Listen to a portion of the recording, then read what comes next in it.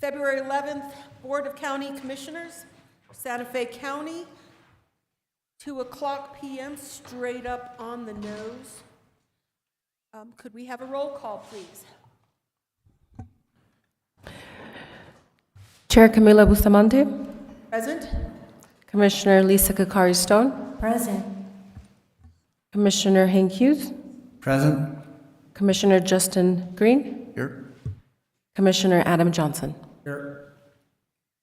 Okay, and then we'll do the Pledge of Allegiance.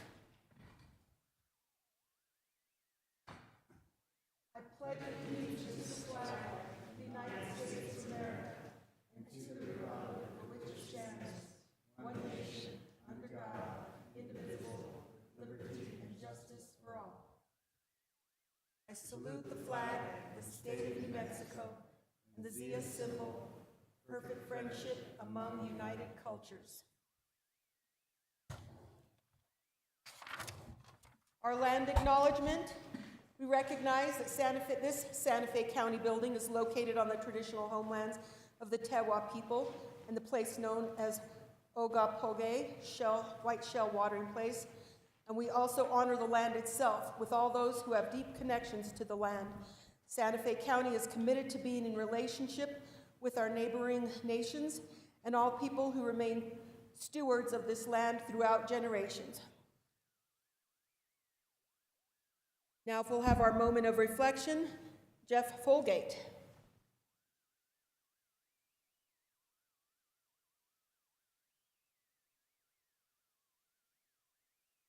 Let us take a moment to focus on the work ahead of us today, being ever mindful of our decisions and in the best interest of our community. We take a moment of silence.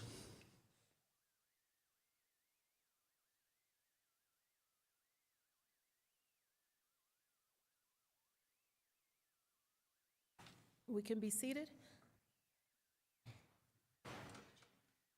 Manager Schaefer, do we have any changes to the agenda that we've been presented today?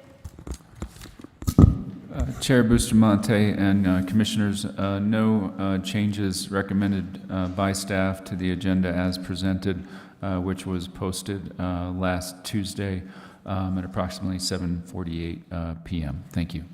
Do we have a motion to approve the agenda as provided? Move to approve as presented. Second. We have a motion to approve by Commissioner Green. We have a coin toss between Commissioner Hughes, second. All in favor? Aye. All right. Approval of the meeting minutes. Any issues, comments, concerns, or a motion to approve the meeting minutes as provided? There aren't any. There are no meeting minutes. Consideration of Commissioner proclamations, resolutions, recognitions, and other items. Commissioner Kakari Stone. Thank you. Thank you.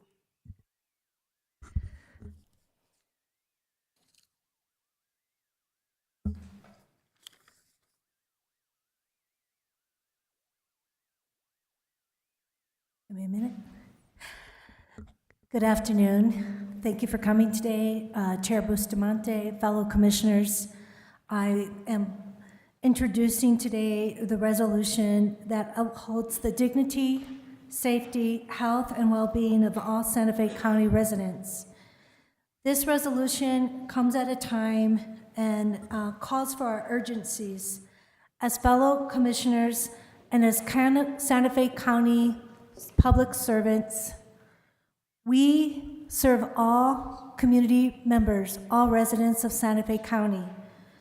As commissioners, we took our oath of office to solemnly affirm that we will support the Constitution of the United States, the Constitution of the State of New Mexico, and that we will faithfully and impartially discharge the duties of our said office to the best of our ability. It is important to recognize that at the executive level of the U.S. government, there has been a declaration of several executive orders addressing the enhanced vetting of visa applicants, birthright citizenship, border security, the U.S.-Mexico border agreement, asylum, and the refugee program. These executive orders have had grave implications for our localities in tribal, county, and city government. I want to emphasize that our Attorney General, Raul Torres, prioritizes the well-being of the New Mexican families regardless of residency status.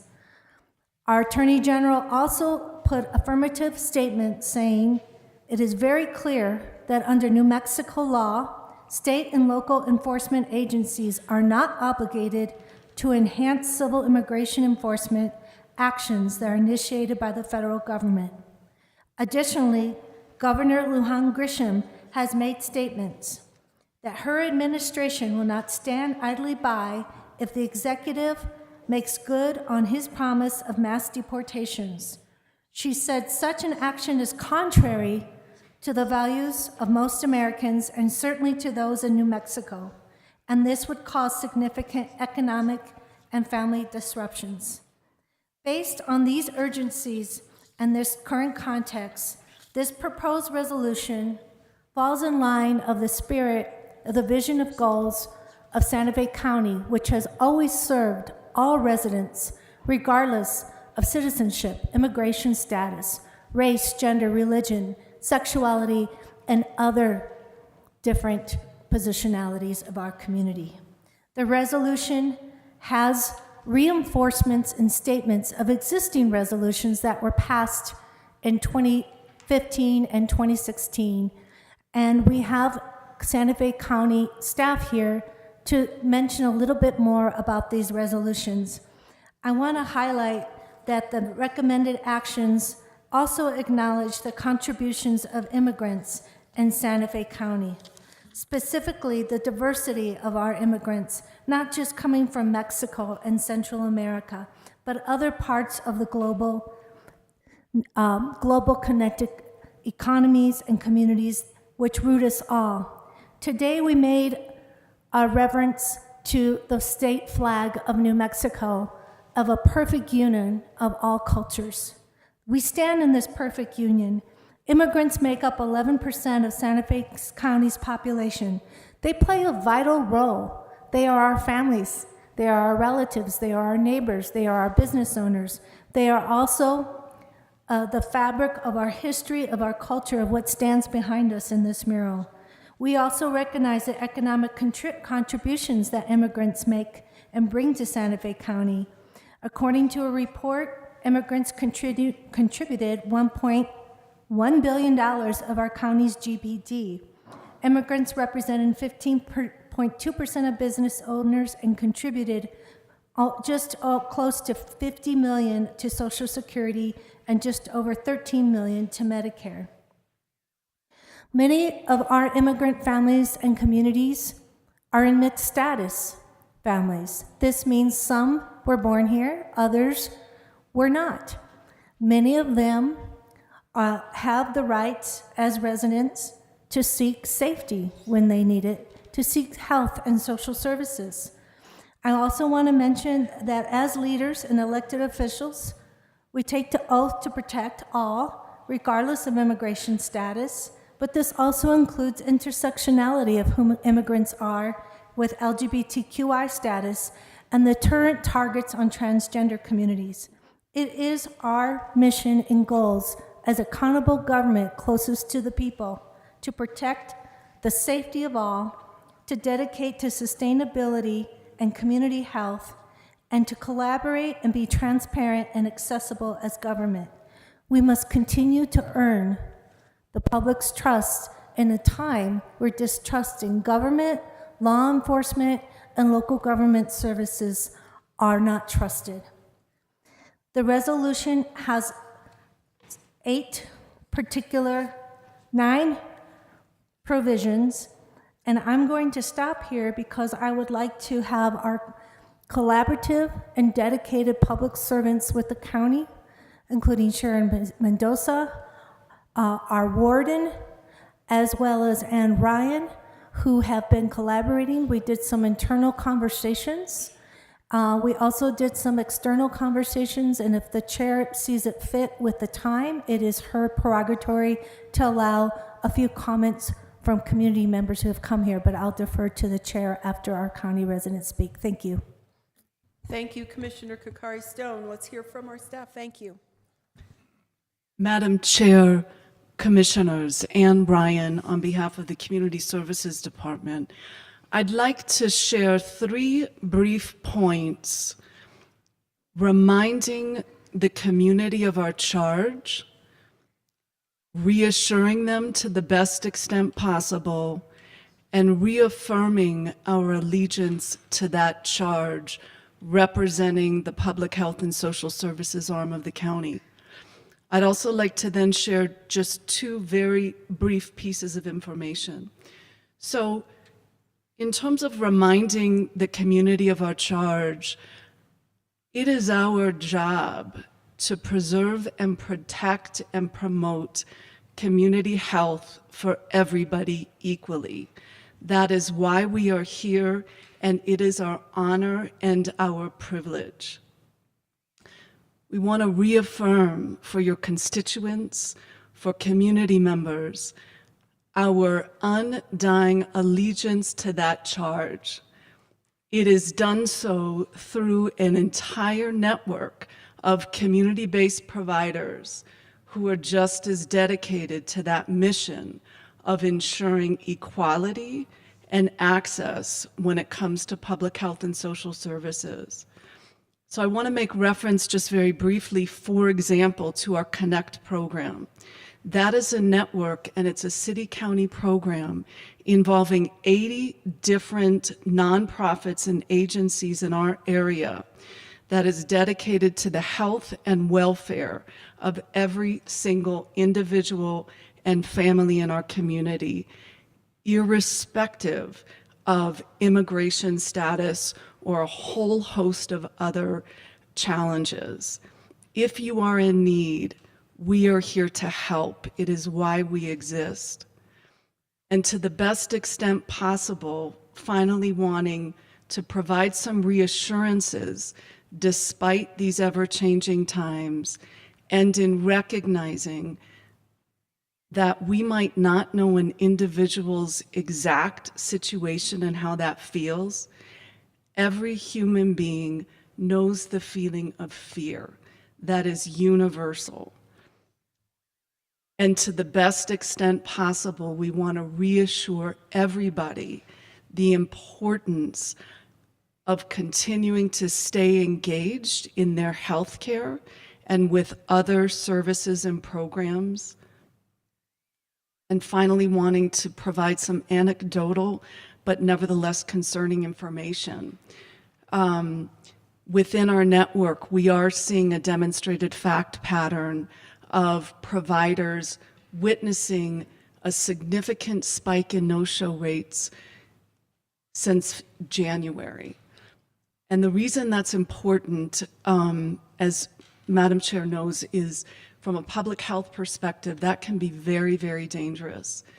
Think about a grandmother on dialysis in a mixed status family who is choosing not to seek health care because of her status, or a single father who is potentially undocumented and working construction and taking care of his 4 children who are thriving in school and themselves are American citizens, and he falls from the roof.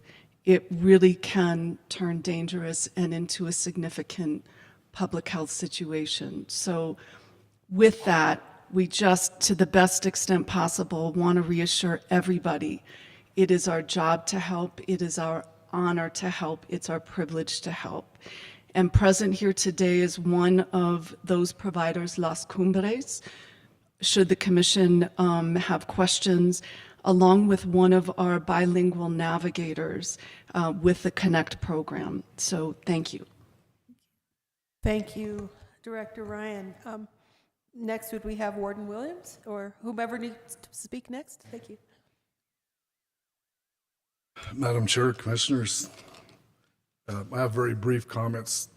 However, like the sheriff, our county correctional facility, detention facility, is focused primarily on protecting civil rights, but also maintaining public safety.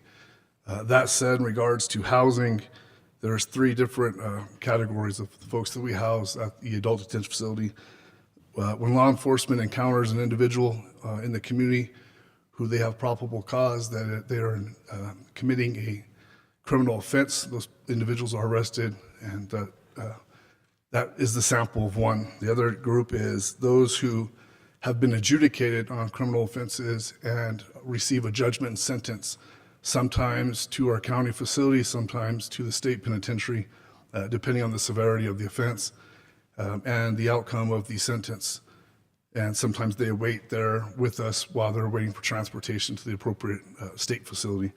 And thirdly, those who are identified in an arrest warrant, a lawful arrest warrant, for a criminal offense where there is a respective court and lawful judge's signature to that warrant.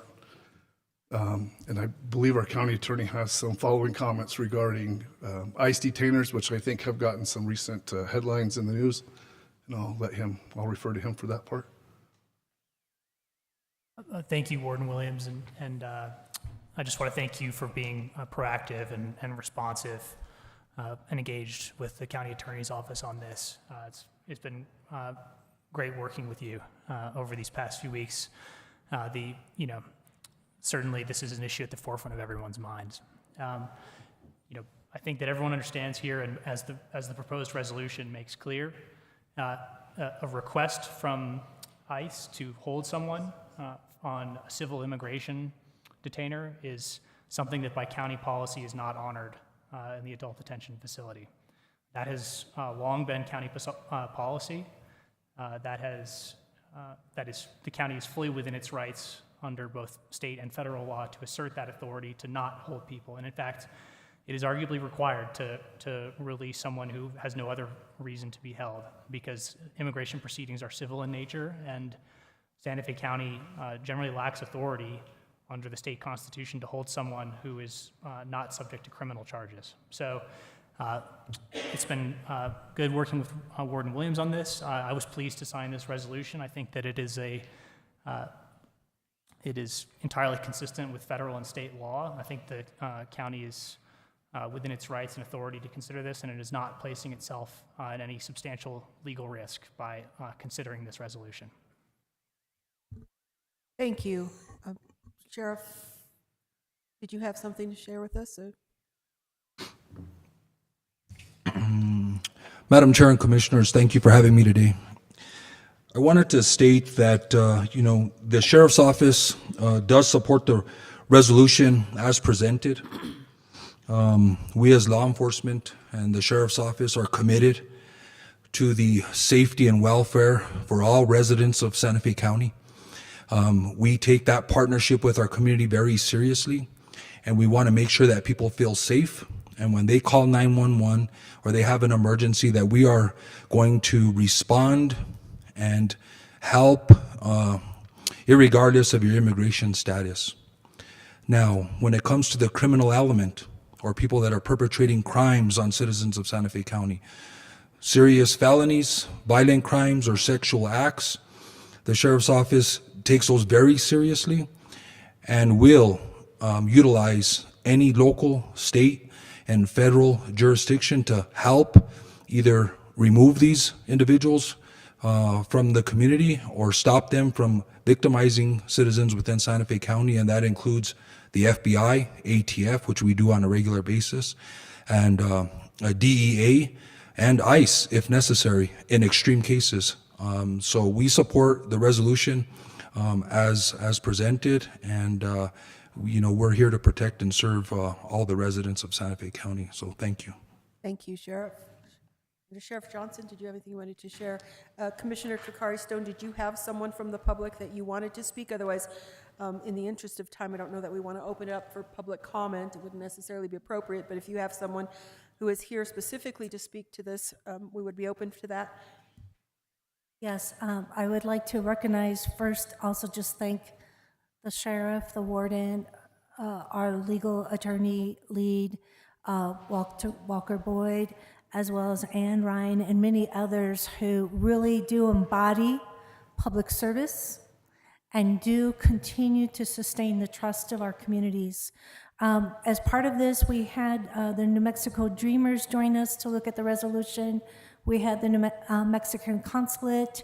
I weighed in with one of our city councilors as well, who leads immigrants' rights, Councilor Castro. I weighed in with Somos Un Pueblo Unido. But today we have Miguel Acosta from Earth Care and a leader on the south side, as well as Miles Tarkov from the Dream Team, New Mexico Dreamers, who are going to just quickly do a brief comment, if that's okay with the Chair Bustamante. Thank you, Commissioner. Yes, let's hear from our two guests. Good afternoon, Commissioners. This is Miles Tokeno, Executive Director of Santa Fe Dreamers Project, a local nonprofit organization. Sorry, you have 3 minutes. Okay, I'll be brief, I promise. And go ahead and sorry. Okay, well, once again, my name is Miles Tokeno, the Executive Director of Santa Fe Dreamers Project, a local nonprofit organization dedicated to providing immigration legal services and advocating for human rights. I want to thank Commissioner Kakari Spoon for introducing such an important resolution. The Santa Fe Dreamers Project wholeheartedly supports this resolution to uphold the dignity, safety, health, and well-being of all Santa Fe County residents. Every person in our community, regardless of where they were born, deserves to feel safe, valued, and free to build a life without fear. Immigrants are our neighbors, friends, and family members who enrich the cultural and social fabric of Santa Fe County, not just through their labor, but through their contributions to our schools, neighborhoods, and shared future. Public safety is strongest when everyone can seek help, access resources, and fully participate in community life. And we urge the Santa Fe County Commission to pass this resolution as a commitment to our shared collective vision. Thank you so much. Thank you. Mr. Miguel Acosta.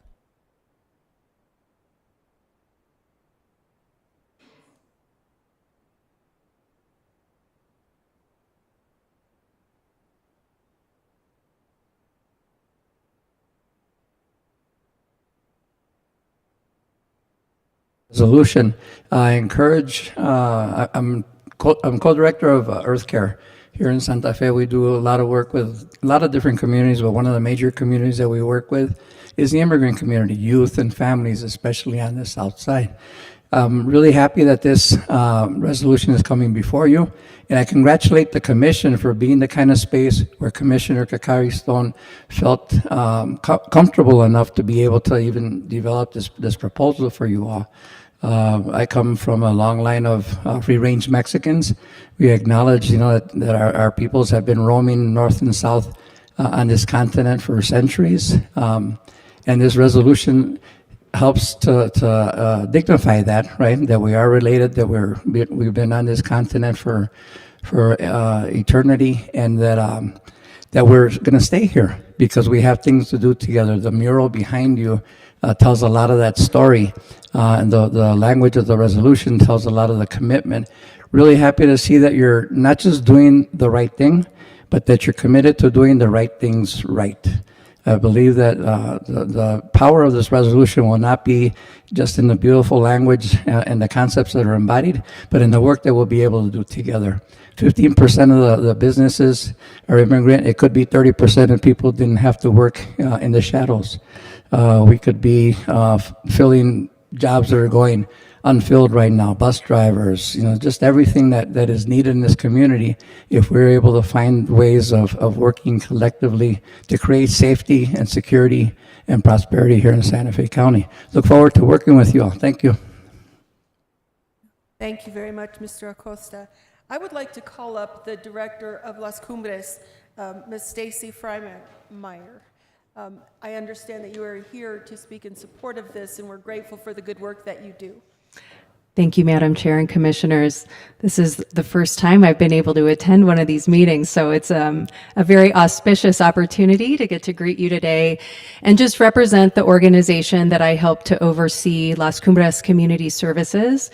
Our organization was incorporated as a nonprofit in 1971, and in Santa Fe County, we currently provide a wide range of integrated services for immigrant families as well as all members of our community across 7 key program areas representing supports for pregnant women, intensive case management, early intervention, home visiting, behavioral health, grandparents raising grandchildren, and a dedicated program, Santuario del Corazón, that was specifically developed to support immigrant families. And as Anne mentioned in her opening remarks, many of our families are quite afraid to receive services, even have people come to their homes right now because they fear that that experience will be targeting.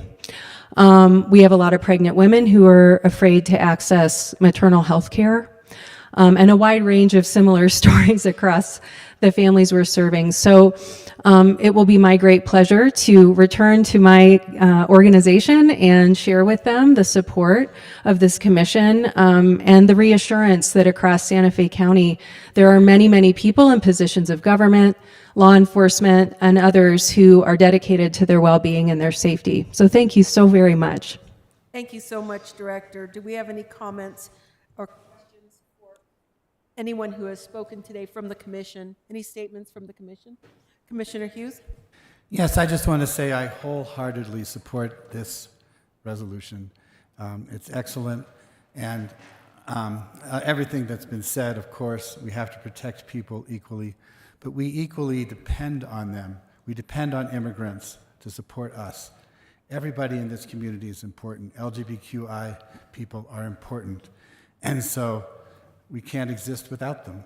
And so I support this resolution. Thank you. Any other comments? It sounds like we're getting close to a motion. Yes, Commissioner Green. Okay, thank you, Madam Chair. Thank you, Commissioner Kakari-Stone, for being proactive on this. This is a difficult time for a lot of at-risk communities, principally, in this case, the immigrant community, and I stand with this, this resolution. You know, this is, it's great to acknowledge as well, you know, the good, the bad, and the ugly of this situation. And you know, the good is that this measure here, but also that we've been taking this measure for many years. And I know that the memo says that, cites the other older resolutions. I wish it was in the resolution so that we could show a history of past commissions that have adopted similar measures here, but I'm not going to wordsmith this at this point, but I do wish that that was in there so we could acknowledge some of the past commissions that were here. I also, you know, we have our fire marshal here, Jaume Blay, who is an immigrant himself. He gave us our invocation and our moment of reflection, but he's a European immigrant. And so those are not listed in this, and I wish that we added the, an acknowledgement for European immigrants in this as well. So I am in follow. I do not want to wordsmith this, but if we would like to add that word to it, it would be respectful to that community as well. And then on the ugly side of this, I do want to acknowledge that at once upon a time, our community hosted a Japanese internment camp. And that was the ugliest, one of the ugliest times of our community, whether it was forced upon us by the federal government or how it was, how it came to be in our community.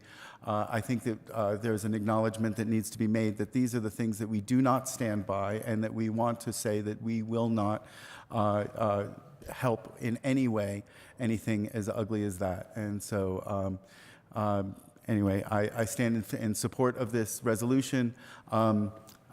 I would love this to acknowledge all of those things, so I thought just to comment would be good enough for this instead of wordsmithing this. So, but thank you very much. Thank you, and thank you to the staff for coming here and speaking up about it and how you interface with and the community with this. Thank you, Sheriff. Thank you, Ms. Ryan, and thank you, Warden. Thank you. Commissioner Johnson. Thank you, Chair. I want to thank the Sheriff, the Warden, and Director Ryan for coming out and speaking, and especially to Commissioner Kakari-Stone for leading the way on this. It's as Commissioner Green just mentioned, things in our past, we live in a town with a deep history, not all of it pretty, not all of it, picture perfect, the internment camp being one of those examples. And I'm a historian. One of the things that's most difficult to convey to students, in another life I was a college professor, is the emotion, the feeling of what people experience in times of trouble, and especially in times of violence. And an emotion like fear is really hard to capture, and it's hard to kind of comprehend what someone like in a Japanese internment camp may have felt at that time.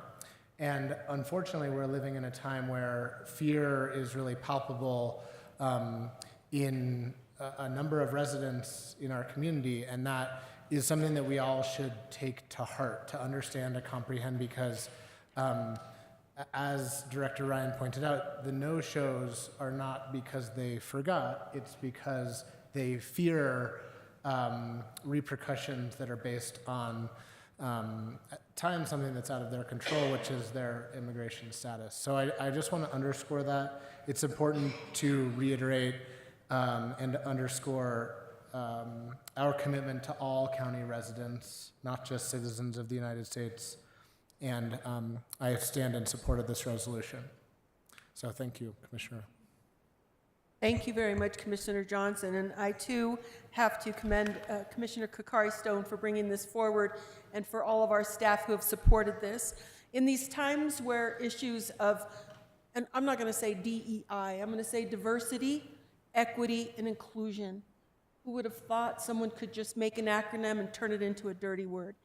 And the fact is, diversity, equity, and inclusion was something that was started several decades ago, actually longer than that. It's been since roughly the 80s. Somebody can go back and look at the timeline, when industry was noting that when you have more diversity and a varied perspective, things were more successful. And now we're in a place where people are demonized because of a broken system, because there is no way to quickly or expedite or helpfully, if you will, get people a status of either residence or being able to be in the United States in a protected way that doesn't mean that they have to go either to a country that won't accept them or one where they will be brutalized. So I'm grateful for you bringing this together. We are, as a community, here to care for our members, whatever their status may be. So I'm grateful. Commissioner Kakari Stone, if you would like to make your motion. Chairman Bustamante, may I just make one other comment? Yes, please. For the record, I do want to clarify that the gentleman from the Dreamers is Miles Tokunow, Tokunow. I think I mispronounced that, so I just want to recognize that.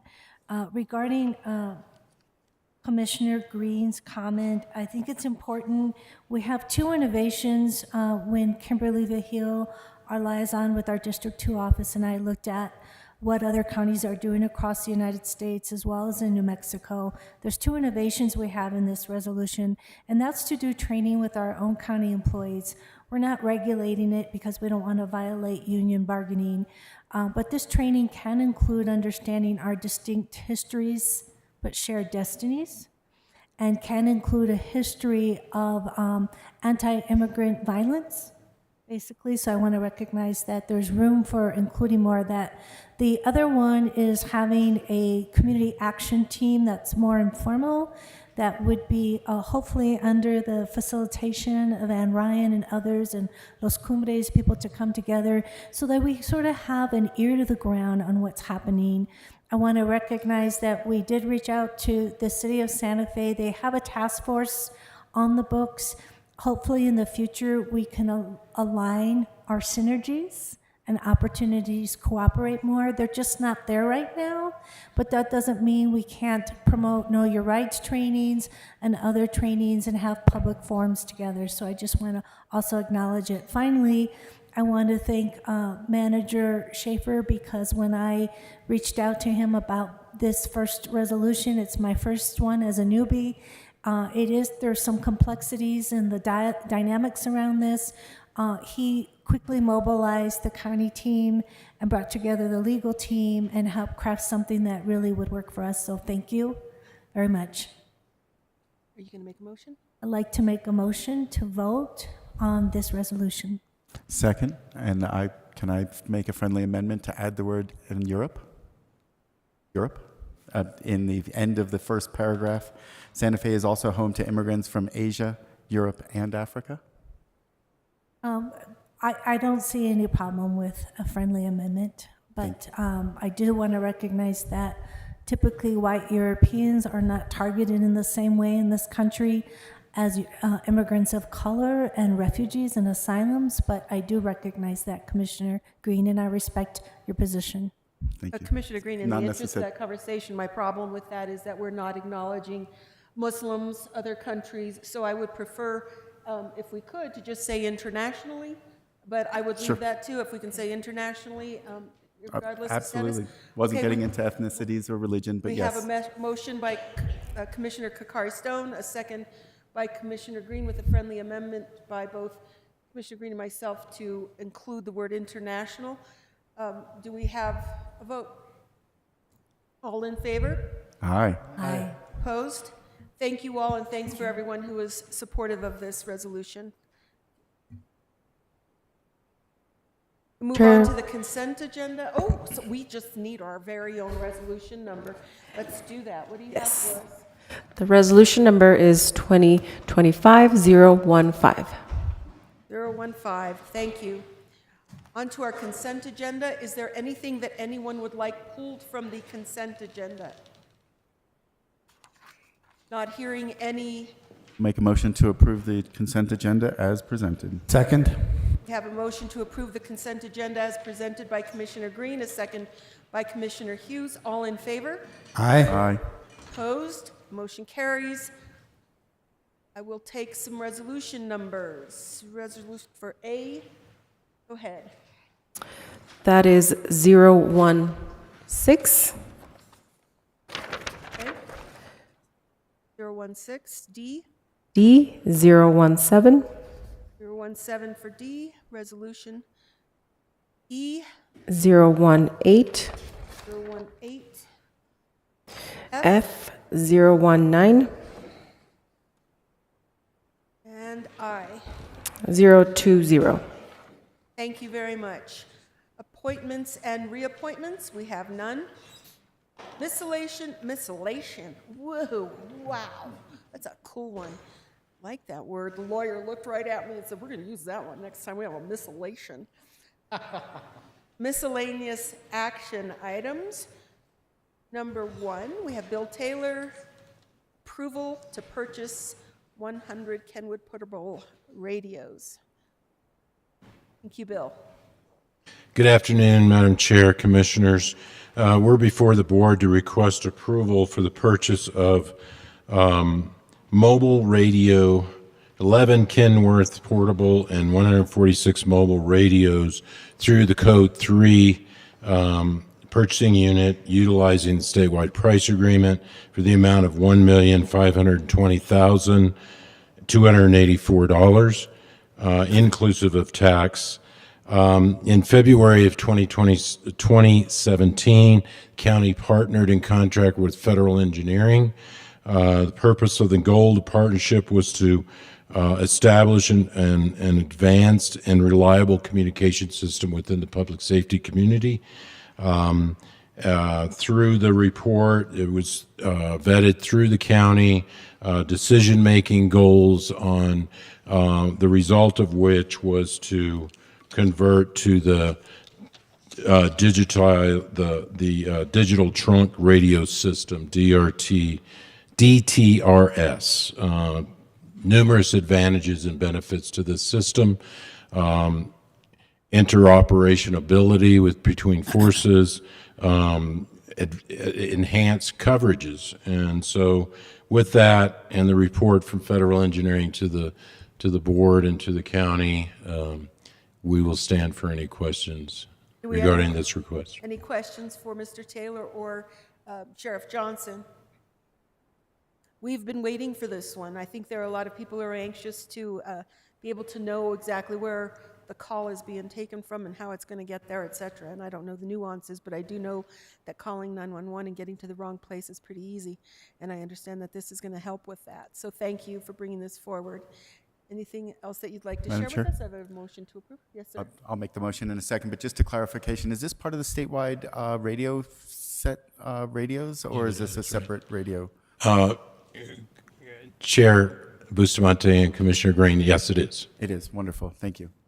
Okay, and with that, I will make a motion to approve item 6A, request for approval to buy 100 Kenwood portable and 146 mobile radios with code 3 in the amount of $1,520,284.77, and to delegate authority to the county manager to sign the purchase orders. A second?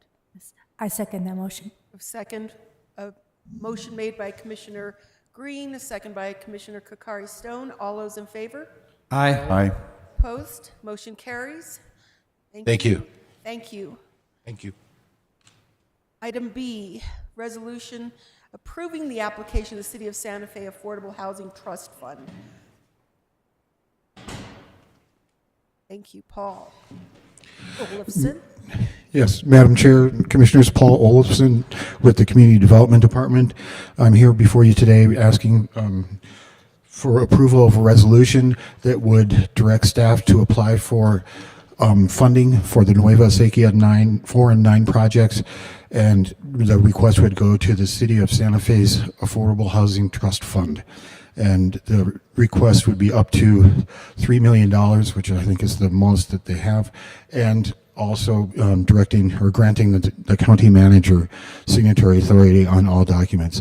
This grant program is open now. It closes on Friday. So we're kind of in a timely position right now.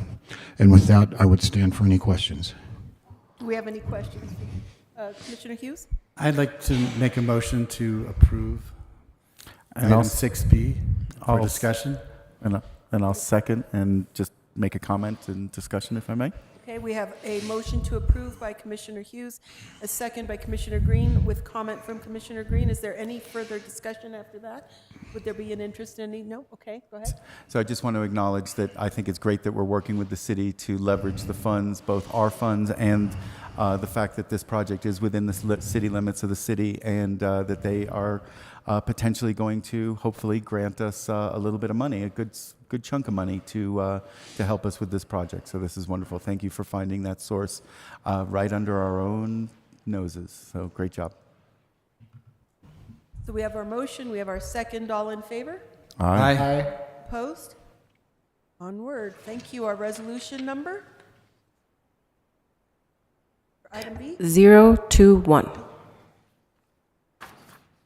Excellent. Thank you. Item C, a resolution approving award of grant match funds for the proposed Plateau Telecommunications, Inc. broadband project. We'll be hearing from Mr. Juan Torres. Thank you. Madam Chair, Commissioners. Thanks.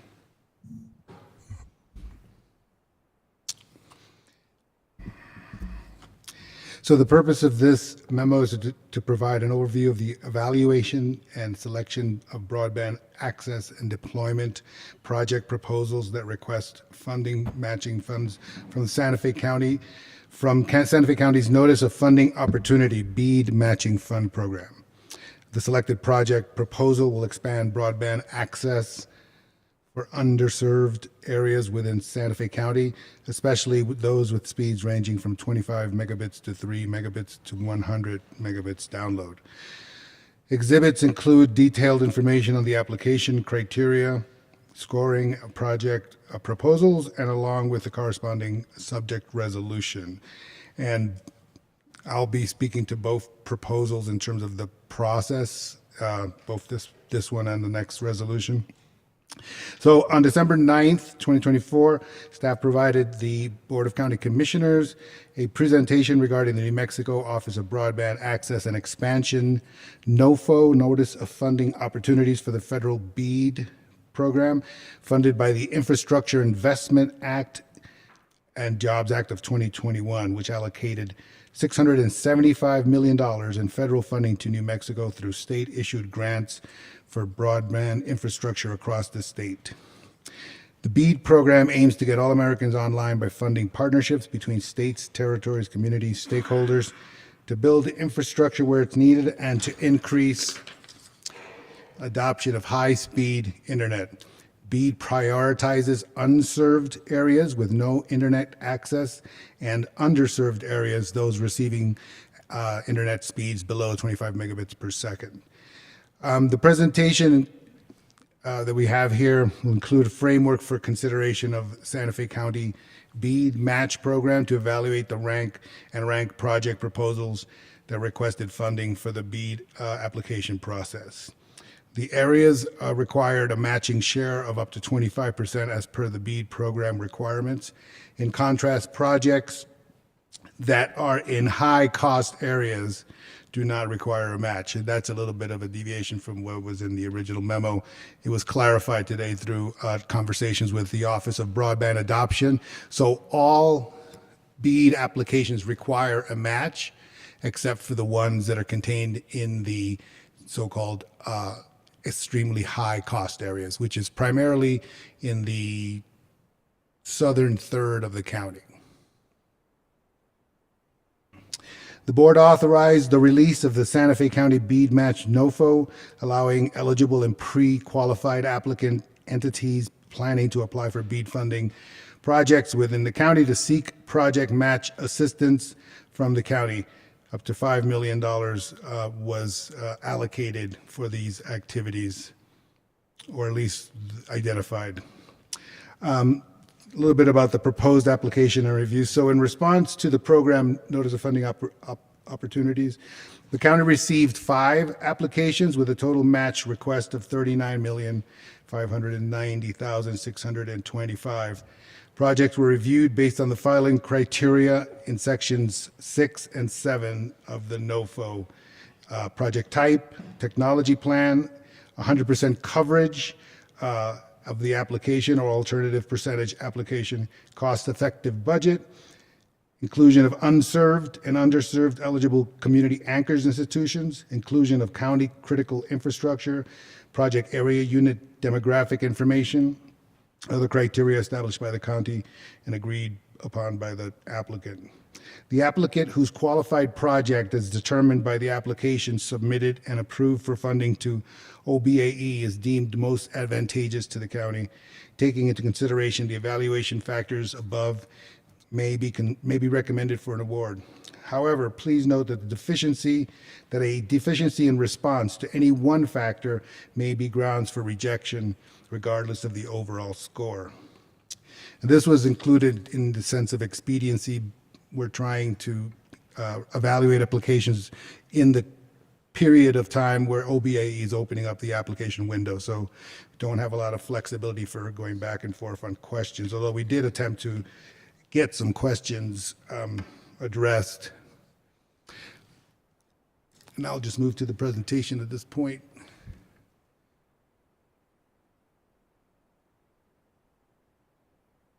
So we had 5 applications. 2 of those applications were deemed insufficient in the response. And by the way, all the criteria that we establish is aligned with what OBAE will be evaluating the application on. So we've essentially tried to figure out which applications have the highest ability to get funded. Out of those 5, 2 were eliminated because of insufficient or the criteria was not met.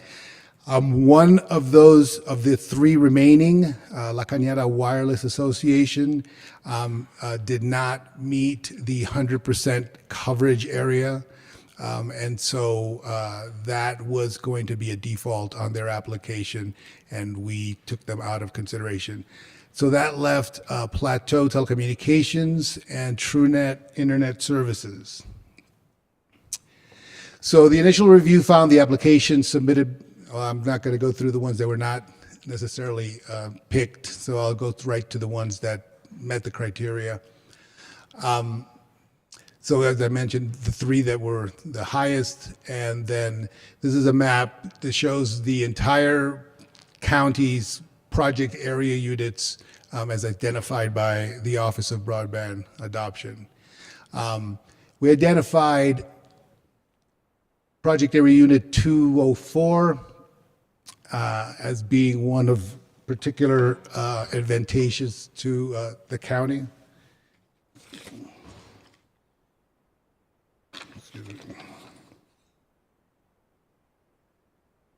And this is Plateau that I'm referring to here. So Plateau Telecommunications, they submitted an application for $57 million of BEAD funding to the Office of Broadband. And I say submitted, they will submit. They've pre-submitted their application, and that was reviewed. The project covers 3 project area units, Santa Fe 204, 205, and 206. And it's illustrated on the map. 204, 205, and there's 206. The Plateau Telecommunications requested a match of $14.2 million from the county. And after reviewing the application and the project area units and the substantial telecommunications expansion, based on the funding available, staff recommends $4.5 million match for their request. It's important to note that while we're considering a resolution that would allow us to budget those funds if approved by this body, we would still go through a few processes, which would be a project participation agreement, where we lay out all the terms and conditions that are signed by the company, and then we would bring that back to this body. So this approval of the resolution would allow us to budget the funds and to determine what the project participation agreement should look like. But it would be finally approved by this body if you approve this resolution.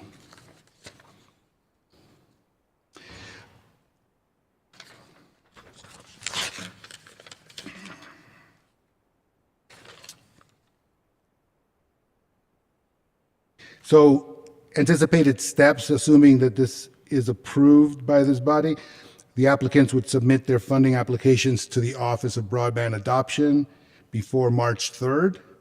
Those would be reviewed, and assuming that the application is approved by the Office of Broadband Adoption, the county will draft a project participation agreement for the match fund disbursement, including terms, conditions, and timeframes. Once the BEAD funding is awarded to the company requesting the match, staff will present a budget adjustment request, the project participation agreement, and a resolution supporting the match request for the future BCC meeting. I stand for questions at this point on this project, but either project, I can go into the details on TrueNet as well. Thank you, Mr. Torres. Does anyone have any questions for Commissioner Hughes? Yes, was any consideration given to a wireless aspect as opposed to hardwire? Because it seems a lot, I looked at LCWA, it looked a lot cheaper, even though it didn't cover the whole area. But was there a consideration of what it would cost to propose the whole area just wirelessly? Well, so within the context of the BEAD program, the primary reason for the program is to extend fiber optic telecommunications. The second, there are considerations for hybrid, which is a fiber fixed solution, but a totally fixed application would not necessarily pass muster for the BEAD program on funding. And why is that? Commissioner Hughes and Chair, it's the determination of the National Telecommunications Infrastructure Administration that determine what the criteria is for the BEAD program. So we're following the federal regulations for how they will evaluate different projects. Okay, I mean, is the hard wire generally faster speed? Yes, Commissioner, and but it's not practical in all places. There's almost always some place you have to get some sort of broadband fiber from to do a fixed internet. In the case of TrueNet, which I'll go into the details in a moment, they are proposing a hybrid system, which doesn't eliminate them. It changes the scoring criteria somewhat. Yeah. Okay, another question. You mentioned the required match, but not for the southern third of the county. So do they have a prospect of getting a waiver for the $10 million, given your discussion with the office? I'm sorry, I don't understand the question. Well, so we're required to match $14 million, right? That's 25% of the project proposed by Plateau, yes. Yeah, but we're only giving 4 to 5 million. Right, so the match is on the company. We proposed the match from our end to try to assist the company. In leading up to this conversation, we discussed this with the company. They would still move forward. So it's our understanding that with the additional help of this matching funds from the county, Plateau would move forward with an application in this area, which would mean that they would have to cover the balance of the match or receive a match waiver, which we would also support from OBAE. Yeah, and I'm asking her, do they have a chance of getting the waiver? That's, Commissioner, it's a very difficult to discern because there are quite a number of factors that go into each aspects of the scoring as well as the waiver. What Plateau does have is that it's an established telecommunications company with a number of different federal projects under its belt, so it has a history of performing. And the match waiver, when we would work on a support document, would identify why we would feel that should warrant a waiver. So I think we can make it more clearer in that document, but I don't really have a sense of what the basis for the match, whether they're going to get the waiver or not. Okay, but we expect them to make the match then, if they don't get the waiver. Correct. We expect them to fulfill their obligations under the program and balance out the rest of the match required by the federal government. Okay, thank you. Thank you. Other questions? Commissioner Johnson? Thank you, Mr. Torres. So, and I may have the entities a little mixed up, but can you explain why the New Mexico Office of Broadband Access and Expansion prioritizes fiber projects? It goes back to NTIA, which is the now National Telecommunications Infrastructure Administration, and that was the determination that they made for making the most biggest leap in broadband across the country is to finance fiber optics. Over the last 10 or 15 years, there's been a number of different programs. BTOP was one of them, Broadband Technology Opportunity Program, and those programs took into account different hybrid models, and it was deemed, I assume, that they didn't really move the needle, if you will, on long-term fiber optic connections. Do you know the lifetime of a fiber optic line? The fiber itself, I think, has a useful life of 20 years. I'm not a technical expert on it. The equipment would range between 7 and 10 years, depending on what the depreciation value is. Thank you. And understanding that you're not an expert, do we have, and recognizing that there is some reliability issues with wireless or satellite service, do we have a sense of the speed of the growth and advancement of those technologies of wireless hub type antenna based services and satellite internet services and how that might compare to fiber?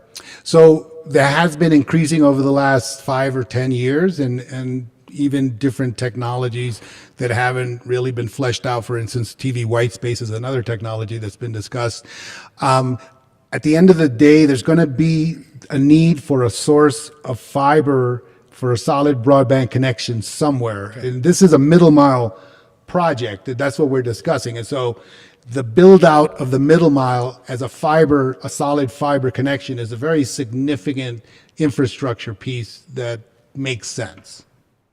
So maybe you could help us understand that a little better. If you don't mind going back to the, let's say the El Dorado map,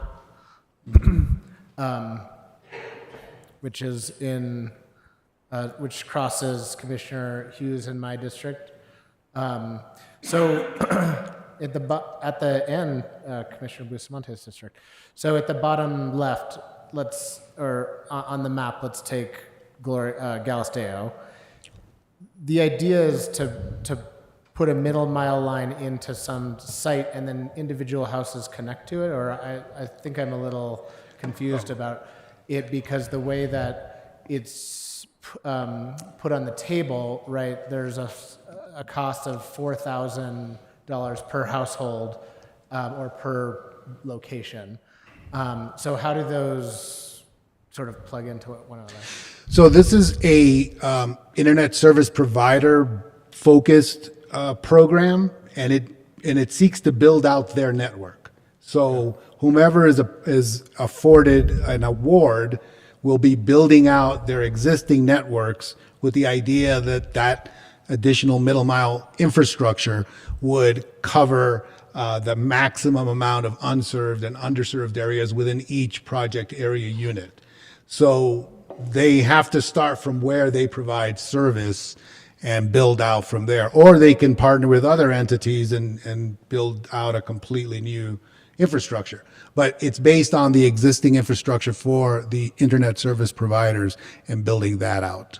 But I guess my question is, do they build, like take a random dot, do they build lines out to that dot, or is it a more centralized? Commissioner and commissioners, so that this is a middle mile project, which means that they will pass a number of areas, and then a last mile service provider would build out from that network, and it could be the same entity or it could be other entities. And so, just to sort of go over your back and forth with Commissioner Hughes, if the waiver for the $10-ish million is not granted, the Plateau does intend to continue with this project, or it's sort of dead in the water? Mr. Chair, if I could, and Commissioner, I just want to jump in, and I hesitate to do this, but as I read Plateau's letter of acceptance, it's contingent upon the waiver. And so if the waiver is not granted, now they could change their mind, but what they've stated in writing to the board and to economic development is that it's not cost effective for them to go forward with the project if they're required to come up with $10 million. They could change their mind, but as it stands today, that's what I've read, what they've submitted as part of their packet. And so if the waiver doesn't happen, the project doesn't happen, the county has no commitment to provide any funding. Thank you for that clarification. Does that help, Commissioner Johnson? Yeah, I mean, I guess I'm wondering, yeah, no, that does help. It helps me understand sort of the cost of this sort of project. Thank you. Any other questions? I think I'm done for now, but I think Commissioner Green has some, so I might follow up. Commissioner Green? Thank you very much. Just to verify, this is a middle mile project or this is a last mile project? I thought BEAD money was for last mile fiber to the home or internet to the home. They're building out the backbone. So in the case of the areas that are unserved, they would be providing within 1,000 feet of those areas from the build out. But they're primarily, you're correct, Commissioner, this is a last mile project, but the mechanisms that they've built into it are all the same middle mile considerations that they've put in. They have to be, so back to your question, and I think the question is about the commitment for the funding.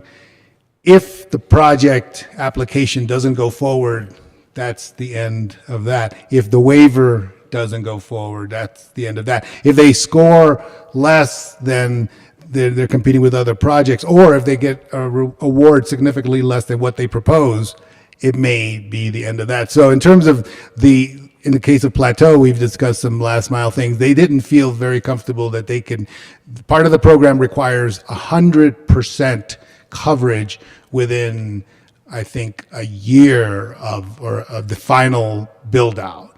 So they have to be able to meet that commitment across the board. And they didn't feel like they could meet that commitment for the last mile service. Great. I want to commend you for moving on these things.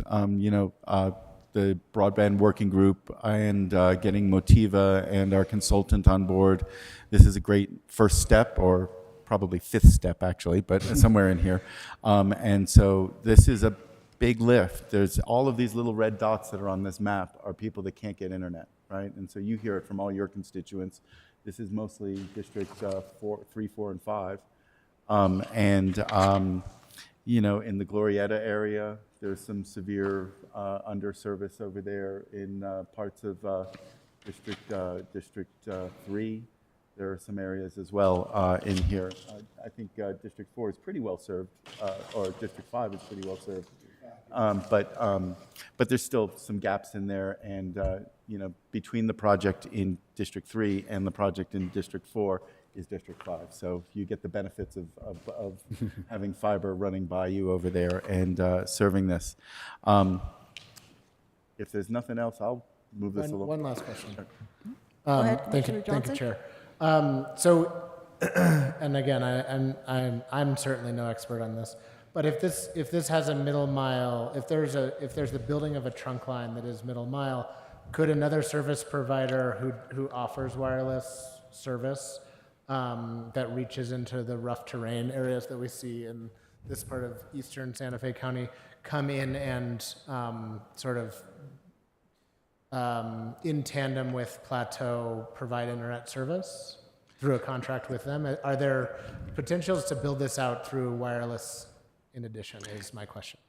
Commissioner and commissioners, yes, they can enter into agreements to utilize their infrastructure to expand the broadband through technologies that are not currently funded by this grant. Okay. So yes. It's the base infrastructure that we are talking about today. Thank you. That's correct. And just so you know that a lot of the aspects of the cost in most of Santa Fe County are mostly related to terrain and the difficulty of being able to construct. And we had meetings with Plateau for quite a bit, going through a lot of the technical issues that they were not very interested in applying in to begin with. So it took a little bit of work to kind of get them to understand. And that's why the disparity, you'll see some are 40,000 per limited number of area residents connections. I think we are, as a state, the second most expensive broadband per resident cost behind Alaska. So I'd like to just talk a little bit about TrueNet, since I've already... Well, we're going to go ahead and take a vote on this. I want to commend you on this effort. This is a big lift and very good work on kind of reining in a big picture and helping explain what it's really going to take for people who have not been able to be adequately served. So thank you. If there is no further, I'd like to entertain a motion to approve item C. I'll make a motion to approve with a slight modification. I would like to add the words match funding from the Economic Development Fund first, so that it's specified in the resolution.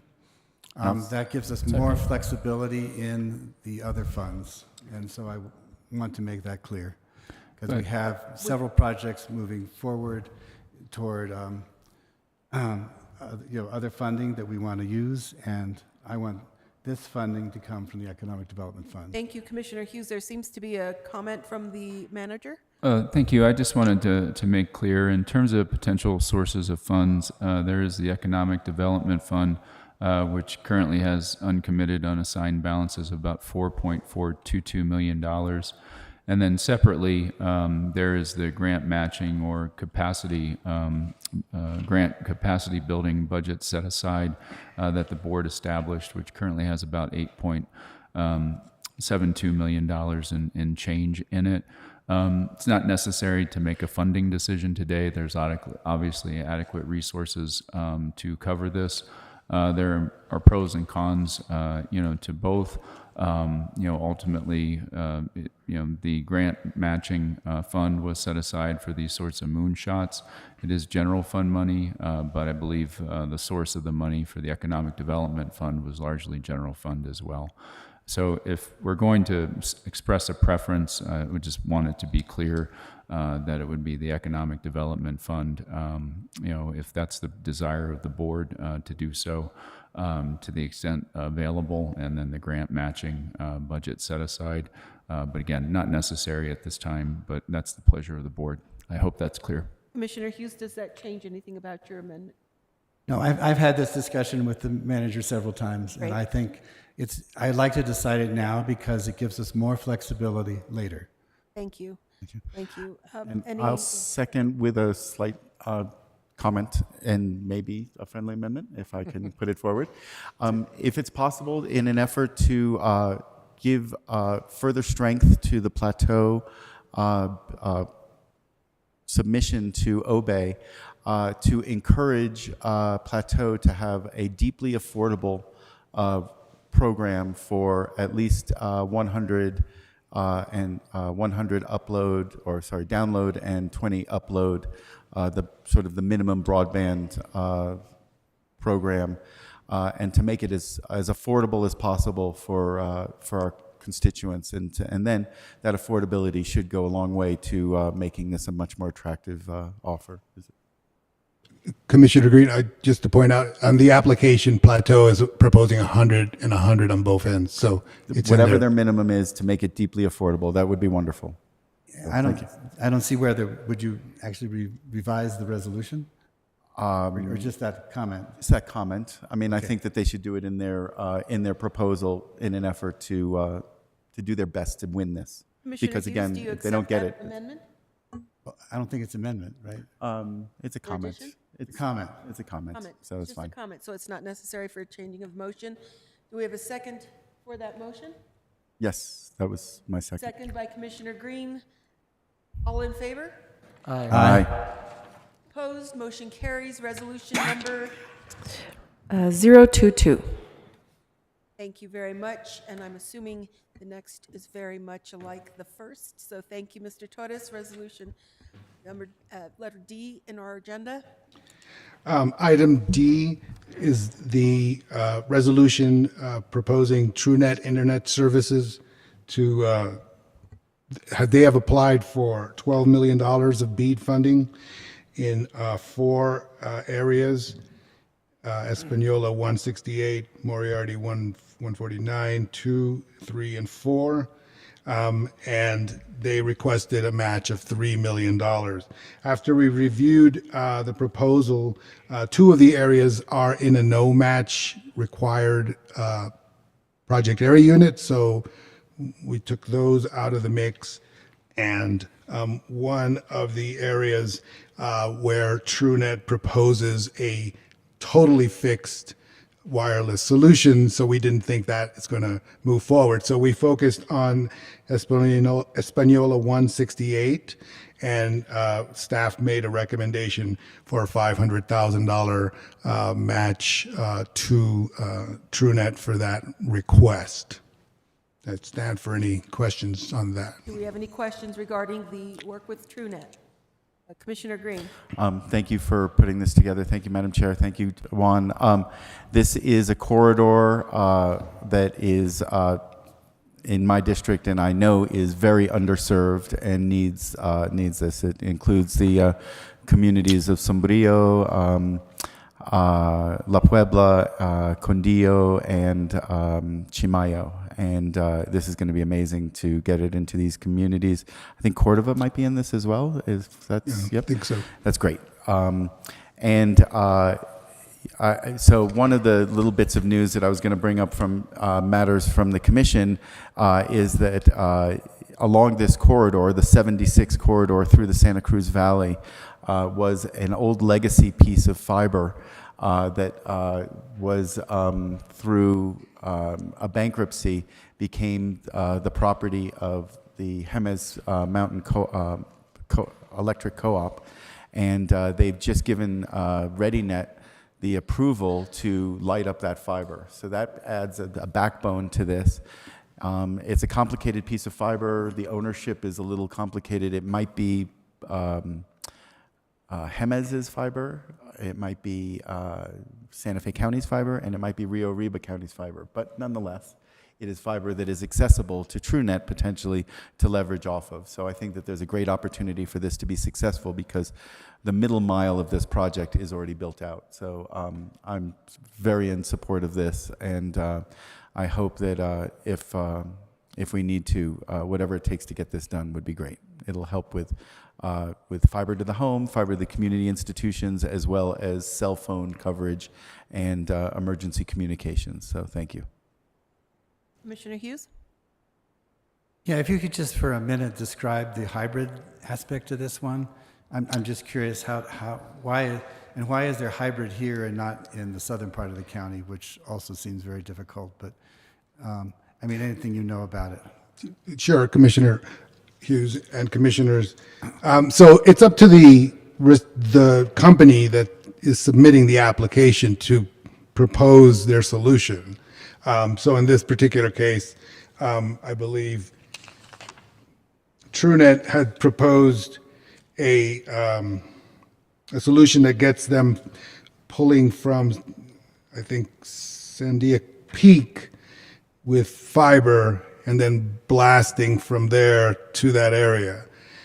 Again, when the evaluation of the projects is done by OBAE, it's very difficult to determine how they're going to look at that, whether they're going to look at that as a positive or a negative or neutrally. So it could be that they could be out of the running based on what OBA decides on the criteria. But that's the solution that they proposed, and anyone was free to propose any similar type solution in the south of Santa Fe And what County. mountain are they on top of? They put their tower on? Sandia Peak? Sandia? Yeah. That's my understanding. The TrueNet project will likely turn into a fixed wireless project utilizing backhaul from Sandia Peak and would not meet the fiber to the premise primary project requirements of BEAD. They mean Sandia Peak down by Albuquerque? I believe that's the Sandia Peak. And we do have, so our consultant, Motiva Corporation, they're online if you want to, this is who provided us this information as we went through these questions. I don't have any more information, but I think if you want to open it up to Motiva, I think they're online to answer technical questions. Well, no, that's all right. I think I'll wait and just see how it comes out. And Commissioner, if I could clarify. Commissioner? And I think that probably these proposals were built before the clarity of this fiber down the 76 corridor was announced. And so what they'll probably still need to do some fixed wireless for some of the valleys and some of the tricky spots. But I think that this could be a fiber to the home project pretty substantially. And Madam Chair, I just point out that in the previous iteration of the resolution, there was an error identified, and that has been corrected in your current packet. So it's the correct. Thank you, Mr. Torres. I have to say something about TrueNet. This is truly a local economic development story. Jeff Atencio was an IT tech who ran around Los Alamos National Lab helping us in the late 80s, early 90s. Now I want you to think about what a computer was at that time. And we didn't have internet, we had a thing called Gopher. And if you really go back that far, this guy was plugging computers in and helping us go. And he opened this business with his family and worked very closely with the Regional Development Corporation. I believe they started somewhere in the early 2000s in making TrueNet happen. But this is truly a success of what local economic development in supporting small business, and now something that's going to serve a lot more people than the IT kid who grew up, and now his boys are IT to Regional Development Corporation, et cetera. But just grateful for the support that has been given to the local small businesses and our opportunity to support them through this contract. Do we have a motion to approve? I will make the motion to approve item 6D, a resolution approving the award of grant match funds for the proposed TrueNet Internet Services LLC broadband project to support the expansion of broadband service to county residents and granting the county manager or designee authority to sign any and all documents necessary for the grant award. And we have a second? Second. Second by Commissioner Johnson. All in favor? Aye. Opposed? Motion carries. A resolution number, please. Madam Chair, that is 023. Thank you. Item E, resolution to submit potential transportation projects to the Santa Fe Metropolitan Planning Organization for inclusion in the 2025-2050 Metropolitan Transportation Plan. Brett Clavio, thank you for being with us today. You're welcome. Good afternoon, Madam Chair, members of the Commission. Brett Clavio, Santa Fe County Planning Division. This item is a resolution to submit potential transportation projects to the Santa Fe Metropolitan Planning Organization for inclusion in the 2025 to 2050 Metropolitan Transportation Plan. On January 9th of last year, 2024, the BCC approved the 2024 Transportation Advisory Committee Work Plan, which included item 9C, making recommendations to the BCC on potential projects for consideration by the Santa Fe MPO. At its meeting on October 23rd of last year, the Transportation Advisory Committee recommended a list of transportation projects for inclusion in the 2025 to 2050 SFMPO Metropolitan Transportation Plan, which is now presented for BCC approval through this subject resolution. Santa Fe was designated as a metropolitan planning organization in 1982 by the federal government when the population of this area reached 50,000 population. The purpose of the MPO is to create a forum for transportation decision-making in metropolitan planning areas. The Santa Fe MPO planning area covers approximately 25% of the county's land area, 80% of its population, and 90% of its employment. The Santa Fe MPO updates the Metropolitan Transportation Plan every 5 years.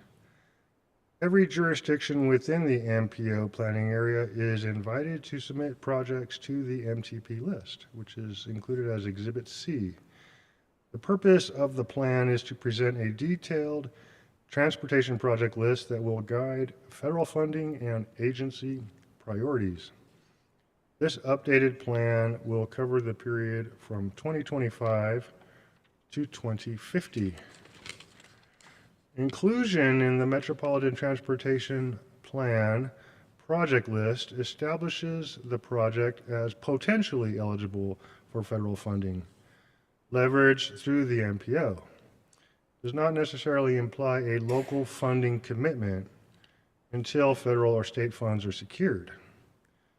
The projects recommended by the county's Transportation Advisory Committee for inclusion in the MTP projects list meet the MPO guidelines, which means that the projects are A, regionally significant or a regional priority project, B, targeted for federal funding, C, if not regionally significant, at least targeted for public funding, and then lastly, within the Santa Fe MPO boundaries and proposed to be completed before 2050. The 2025-2050 MTP project list, included as Exhibit B, presents many transportation projects that are regionally significant and are targeted for federal funding, including state and federal funds. Most projects on the list originated from the Sustainable Growth Management Plan, the Infrastructure Capital Improvement Plan, or ICIP, recent capital outlays from the legislature, and other open space and trails plans. The Transportation Advisory Committee recommended keeping those projects that are in the current MTP of 2020 to 25 on this new list. Excuse me. Additionally, the TAC recommends emphasizing the projects on the list that are shaded in pink on the spreadsheet, as those projects are responding to safety concerns, and the committee wanted to prioritize safety projects. Recommended action is staff's requesting the BCC approve the subject resolution to submit potential transportation projects to the MPO for inclusion in the 2025 to 2050 MTP. And with that, I stand for questions. Do we have any questions for Mr. Clavio? Commissioner Green? Thank you, Brett. Thank you, Madam Chair. So as I look at this, as I sit on the MPO, I know one project that I've advocated for decades at this point doesn't appear on this, and I know that it's a DOT project that I think should fit on this list, and I'm wondering why it isn't on there, and that's specifically New Mexico 475 Hyde Park Road. Do you know why that isn't on here? And I will make a motion to approve this, but on the condition that that is included on this, because that is a regionally significant. It aligns with our outdoor recreation priorities. It goes up to the ski basin. It's a road that goes right between districts 1 and 4. And I know that it's a major project that the DOT has been working on for years. Thank you, Commissioner Green. Chairman Bustamante, Commissioners, as you notice in the Exhibit D, the Santa Fe MPO area does include a portion of NM 475. It basically goes up to about the Little Tasuki Creek Trailhead area, and we did include a trailhead improvement project in this list.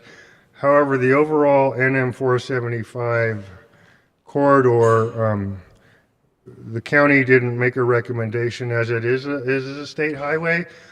So typically what we're asking for is county projects in this list. In some instances, you'll see that it requires a partnership between the city and the county, or between the county and the state. But to my recollection, Commissioner, NM 475 is on the MTP list. It's just not a county purported project. It's from the DOT. Okay, I will check on that when we approve this at the next MPO meeting. So, thank you for clarifying that. Any other questions for Mr. Clavio? I have a question regarding the those that might not be on this list as well, and I'm assuming that if it is not an issue of fiscal constraint or whatever, that the list would not be comprehensive at this time. Is this the list where we would see community-based, engineered, informed safety projects? You know, for example, we have discussed these straightaways and need some type of traffic calming, and we have a project out in the La Cienega area that's been on the list. Does this not address those types of issues? Yeah, no, this, Commissioner Bustamante, members of the board, this list tries to really lasso all of those projects around the MPO area that we can get onto the list so that we could leverage state and federal funds. In some cases, we already have an existing project that we want to put on the list. In other cases, the project's still under development, so it may not really be fully baked yet, in which case we can come back in 5 years and get it on the list. There's also dozens of other funding sources that we can pursue. So as soon as a project is more or less flushed out and sort of vetted amongst our internal processes, then we can push it forward to this list. And yeah, to your point, we have met with the communities of La Cienega and La Cieneguilla, and they feel very strongly about a roundabout on the frontage road there by Los Pinos Road. So we have included that on this list.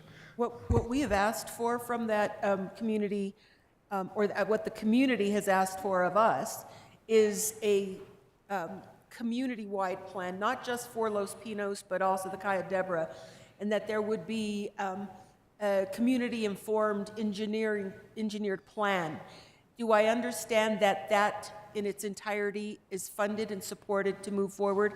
This is now several years running, and it has a project that, prior to my being on the commission as La Cienega Valley Association president, became an issue on how to address those. So it was a comprehensive community plan for traffic calming, not just one particular intersection, but to address all of those issues. Is that still moving forward comprehensively? It was on the ICIP. Yes, Commissioner Bustamante, members of the board. Earlier this afternoon, we just proceeded to approve a new grant agreement with New Mexico DOT. So the New Mexico DOT is giving us $50,000 to do that study. Planning Department has also saved $60,000 for that. So we have $110,000. We are in the process of soliciting an on-call engineer for that project within the next couple of weeks. It is moving forward, yep. Thank you, Mr. Clavio. Do we have anything else? If not, I'll take a motion to Commissioner Green. Thank you, Madam Chair. Just a point of clarification. I've seen on different road improvement lists, New Mexico 592, which is in the MPO area. Is that another state project that wouldn't be us, or I think that's a county road? So isn't that?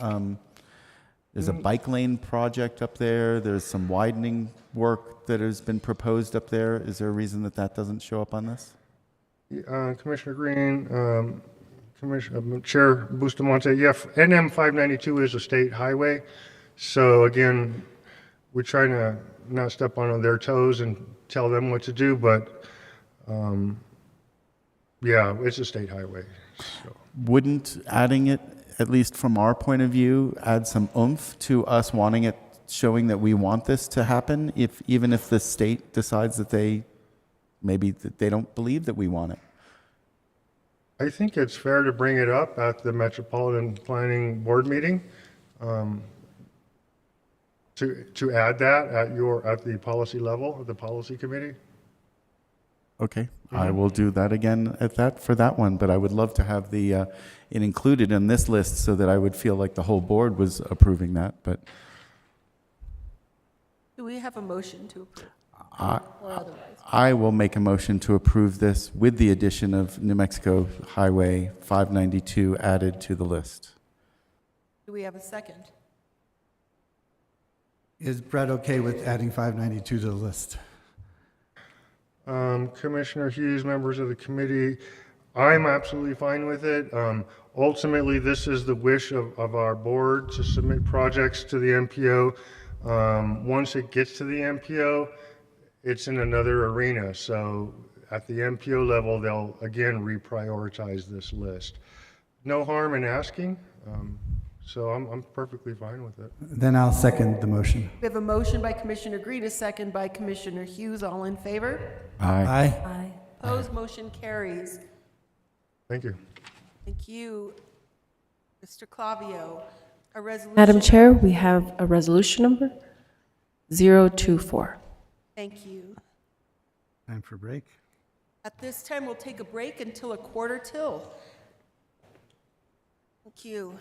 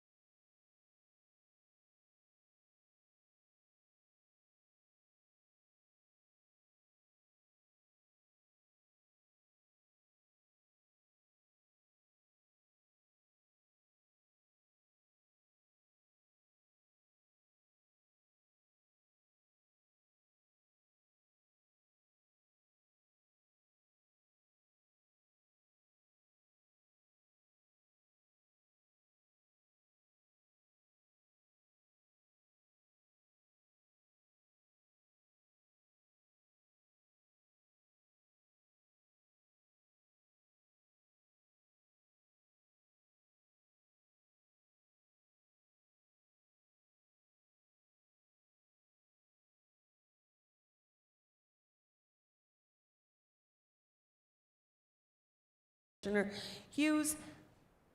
Is there anyone in the chambers who would like to speak during a public hearing? Anyone online? Chair Bustamante, we do have Chris Michels. Thank you. Go ahead. Mr. Michels, you have 3 minutes.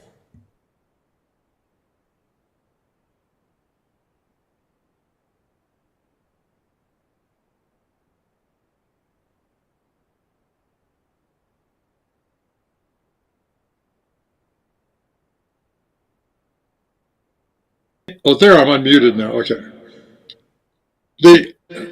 Madam Chair, members of the commission, as you probably know, I've been a bit frustrated with these meetings.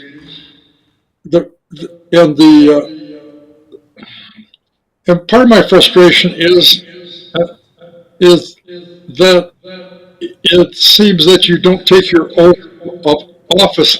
I'm getting a lot of sound back at me. What's going on?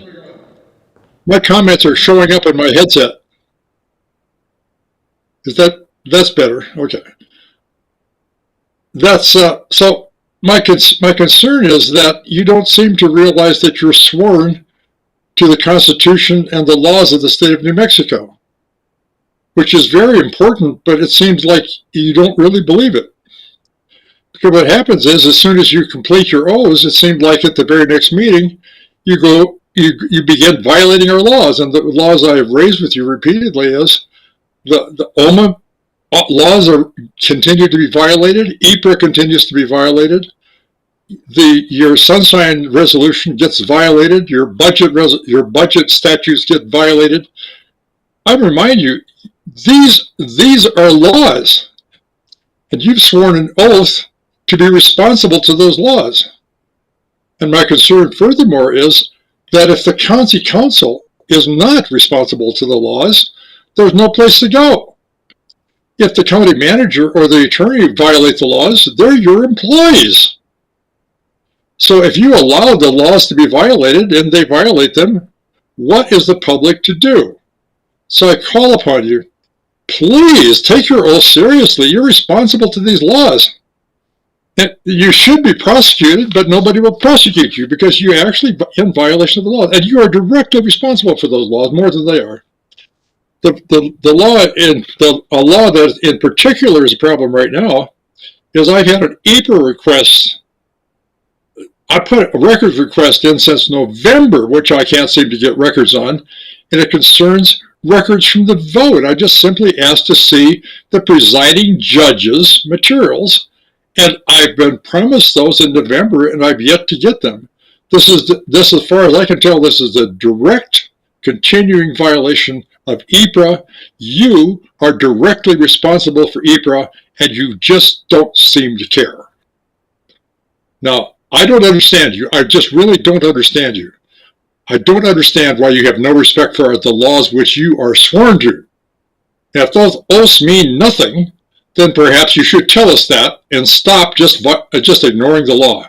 So please take a look at this current EPRA violation and take some action. Meet your responsibilities. Thank you. Thank you. Anyone else? Chair Bustamante, there are no more users online. Okay, we go back to our agenda, and now we have our presentation on Cañada de los Alamos, preliminary application, Santa Fe County Water Policy Advisory Committee. Thank you, Mr. Soderquist.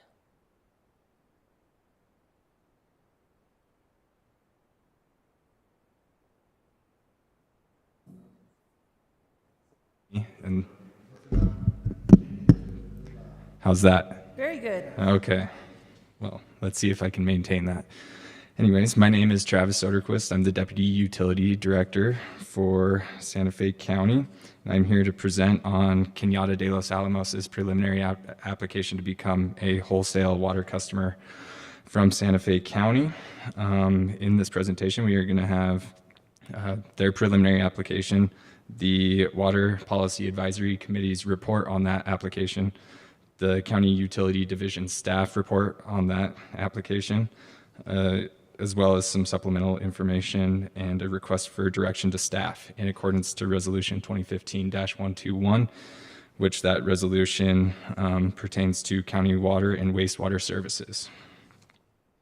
So the background for Cañada de los Alamos going through with this application is because they have a mutual domestic that's fed by groundwater wells, and those groundwater wells have either gone dry or have been contaminated to the point that they're no longer usable or feasible to rely upon.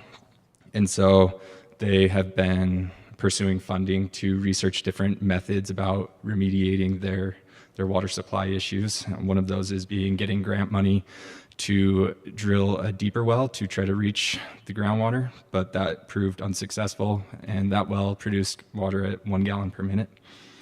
And so then they started researching other avenues to go down, which included trucking potable water up to their storage tank and then distributing it out to the customers of the mutual domestic.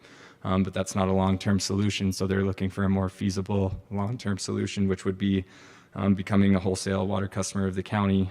And part of that would require a large amount of infrastructure to be established to connect the county's current infrastructure with Cañada de los Alamos's current infrastructure as well.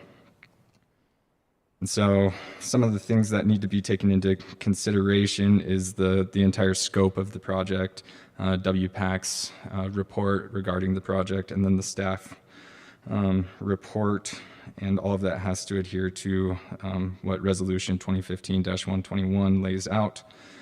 At this time, we are not asking for, or we're not requesting an action from the commission because the viability of the application depends on the BCC. Okay. Just yell at me if it's not loud enough. Okay.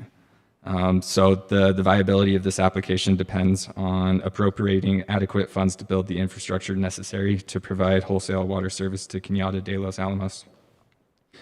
And county staff, this resolution contemplates that budgetary decisions will be made as part of the county's normal budget process, which makes any action other than to deny the preliminary application premature. So the process for the application under this resolution is to first off submit a preliminary application to the county manager for review. And part of that application includes information that's related to their system, their customer base, their current rate structure.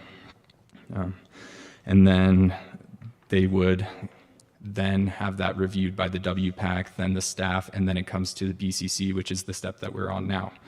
And so in the first part, since they applied to be a wholesale customer, that would be relying on the county delivery of county water rights through county infrastructure to the mutual domestic's water tank, where the mutual domestic would then take that water and distribute it out to the customers that are existing within their system. And then this is where part of the staff report is going to come into play, because it's going to be a further demand and strain on our water right portfolio. And so we have to take that into consideration when going through these applications. Next, if the county approves the application, the county and the owner of the community system need to negotiate agreements on whether there's going to be an acquisition, wholesale water service agreement. So that would include the rates that we're going to set, the conditions on service, and then, if applicable, a line extension agreement. And so, since they are applying to be a wholesale, those would be the applicable ones. But in the future, Cañada de los Alamos has expressed potential interest in becoming a retail customer, and that would be the county taking over the entire system for the mutual domestic. And further agreements would probably have to be implemented to take care of that. The resolution also provides that if they are a wholesale customer, all of the operation and maintenance downstream from the master meter that the water is delivered to would be the responsibility of the mutual domestic. So Cañada de los Alamos would be responsible for the storage tank and then all of the distribution to the end customers. And then the infrastructure leading to the master meter from the county's side. So for this project, it would be from the existing Rancho Viejo 1.5 million gallon tank all the way up to Cañada de los Alamos' storage tank would be operated and maintained by the county staff.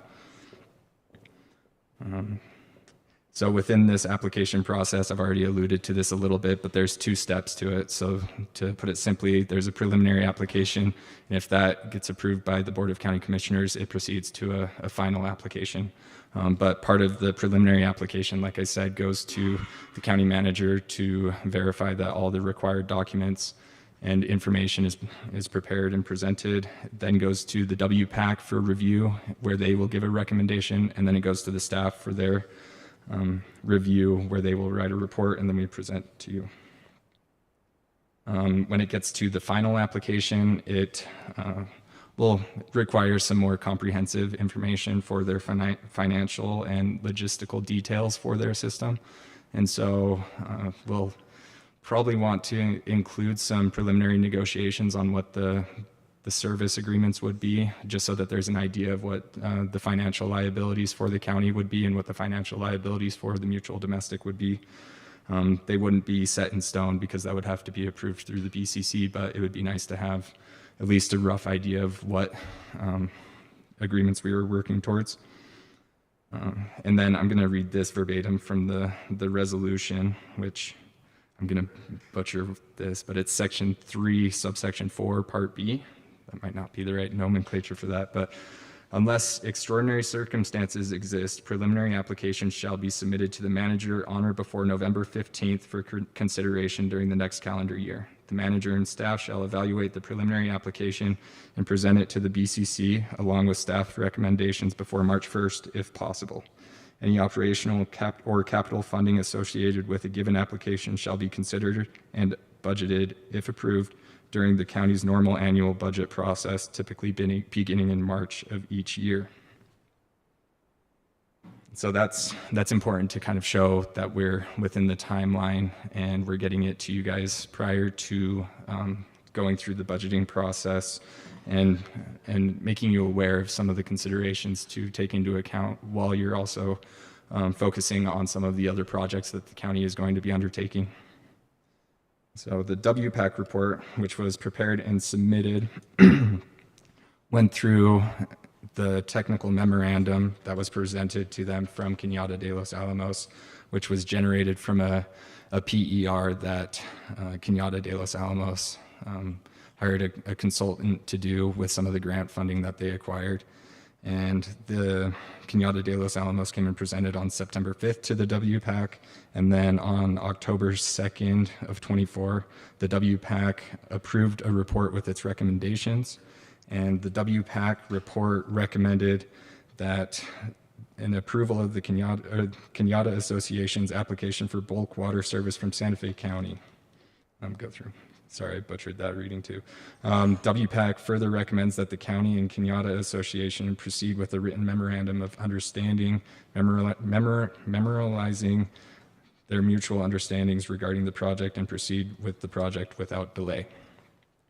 And that full WPAC report is one of the exhibits for this presentation, and I think that it's a good read to give you more details about what the WPAC took into consideration when they were looking into this project.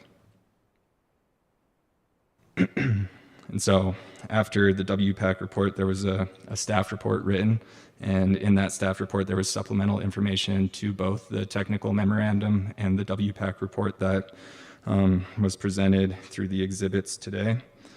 I'll go through the staff report just to kind of clue in on some of the things that stuck out to me as potential concerns or considerations that need to be addressed prior to approving the project. Currently, the mutual domestic has 24 existing service connections with the potential to double that. But the additional 24 service connections It sounds like those will primarily be ADUs on the existing service connections. So 48 customers for this phase of the project. The project is being designed in a way that if there's future demand, then we will have the infrastructure in place to facilitate delivery to the people that are interested in connecting to the system. Within the delivery, I guess suspected delivery area, there's 592 dwelling units that could potentially be customers.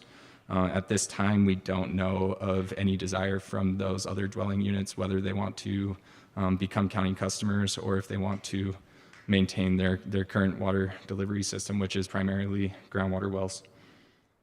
But if we do implement a phase 2, that's going to require additional upgrades to the infrastructure that would have been installed for the phase 1 project, which the phase 1 is only for the Cañada de los Alamos mutual domestic. And some of these upgrades would be to upsize the buildings, pumps, and generators that are required to facilitate the delivery of this water. So then I went into the cost estimates that was pulled from the preliminary engineering report that was provided by Moles and Corbin to Cañada de los Alamos. And the project cost ranges from $11 million to $12.2 million. So if you take the mid-range estimate of the project cost and figure out what it's going to cost per existing customer, that comes out to be $480,000 per existing customer. That's obviously expensive. And in addition to that, the county would be on the hook for funding the construction, the operations, and the maintenance for that system up to the storage tank for the mutual domestic. At this point, we have not entered into any agreements or MOUs with Cañada de los Alamos, so there hasn't been any negotiations on a rate structure for us to try to determine what the return on investment or what the actual operating cost would be. But with the cost of the project and the amount of customers within the service area for the first phase, it would most likely have a significant increase to the rate structure that the existing customers might not be prepared for. Another concern that staff had with this project is the water quality. So through the preliminary engineering report, it's estimated that it's going to be a travel time of 12.9 days for the water to reach our treatment from our treatment center up to the storage tank with Cañada de los Alamos. Now that does fall within some acceptable standards, but it's on the edge. And it's a major concern to the utility staff due to adhering to the regulatory requirements that we have, and also ensuring that we uphold public safety to the best of our ability. The next concern is that Cañada de los Alamos is willing to explore the transfer of their existing groundwater rights to the county in order to cover the water right, bring your water rights, or the fee in lieu of for a project like this. The issue that is the potential issue that you could run into with this is with groundwater rights, you need to prove a hydrologic connection to the OSE in order for them to approve the transfer of the water rights. And then in addition to getting it to proving the hydrologic connection, there's going to be potential reductions to the volume of water that's available under that water right, dependent on how connected the systems actually are. And along with that, it's going to probably incur some more costs on the county, because we have to go through the process of responding to these protests and go to hearings. We're currently working through a transfer of a groundwater right where we're having to hire a third-party hydrogeologist to prove the hydrologic connection between two basins, and to actually get the transfer to go through. So there's a cost there through just having to hire people, but there's also a cost of taking staff away from the current roles that they're doing to make sure that these water rights can be transferred. In addition to that, the utilities practices have been to automatically shave off 50% of the volume of the groundwater rights that are brought by developers to the county just because of long-term viability and reliability of groundwater rights. And so we don't want to overextend ourselves on groundwater rights that we bring into our system through a transfer process. With all that being said, their current amount of water rights is 9.658 acre feet. And if we have a lot of reductions, then there might not be enough water rights brought to the table to cover the amount needed to supply the mutual domestic. So they would have to either acquire additional water rights or pay a fee in lieu of for those water rights. And we all know how expensive the fee in lieu of is, but that would also put some strain on the county's water right portfolio. I wanted to also bring up some current active projects, utilities projects or utility adjacent projects that we have underway within the county right now, just to demonstrate the amount of money that we have tied up in current projects. And I'm not going to go through all of them specifically, but it is within the staff report, and millions and millions of dollars. The reason why I bring that up is because when we have a large capital project like this, we need to take into account the current projects that we have going on as well. And we're going into the capital planning months ahead of us, and we need to just be aware of all different aspects of it. In addition to the active projects, we have upcoming projects, the major one being the water reclamation facility, which just had the $10 million bond passed in November. And we don't know exactly what the cost of the expansion of our wastewater reclamation facility is going to be, but there's some speculation that it's going to be greater than $10 million. I also wanted to point out some of the active planning projects that the Utilities Department is undertaking right now. We are wrapping up the Regional Effluent Management Plan, the Water Utility Master Plan, and the Santa Fe Water 2100. All of these projects both have money tied to it, but they are also expected to produce potential projects for us to pursue in the future based on what's most economically beneficial to the county utility system, or serves the most customers in the quickest way possible. So that's all the information that was included in the staff report. And again, I encourage you to read that in its entirety to get the full picture. But in addition to the WPAC report and the staff report, the staff did want some information provided or some guidance, and these come from observations that we are kind of looking at going forward when we start seeing other applications like this in the future, because going through this, it hasn't necessarily been the easiest process to navigate, and reading through the resolution has had different interpretations from different people about what's actually the correct way to proceed. So with the work plan that was approved last BCC meeting for the WPAC, one of the initiatives in that was to create a framework or a guide to navigate this resolution, because I do know that there are more applications coming, and we're going to have to be addressing this again. And there's been some complaints as to how this current preliminary application has been handled. And so we're going to try to address that through the WPAC and make sure that we do it efficiently next time. But some of the observations that the staff had when it is related to projects like this, applications like this, is the standards is which to judge these applications.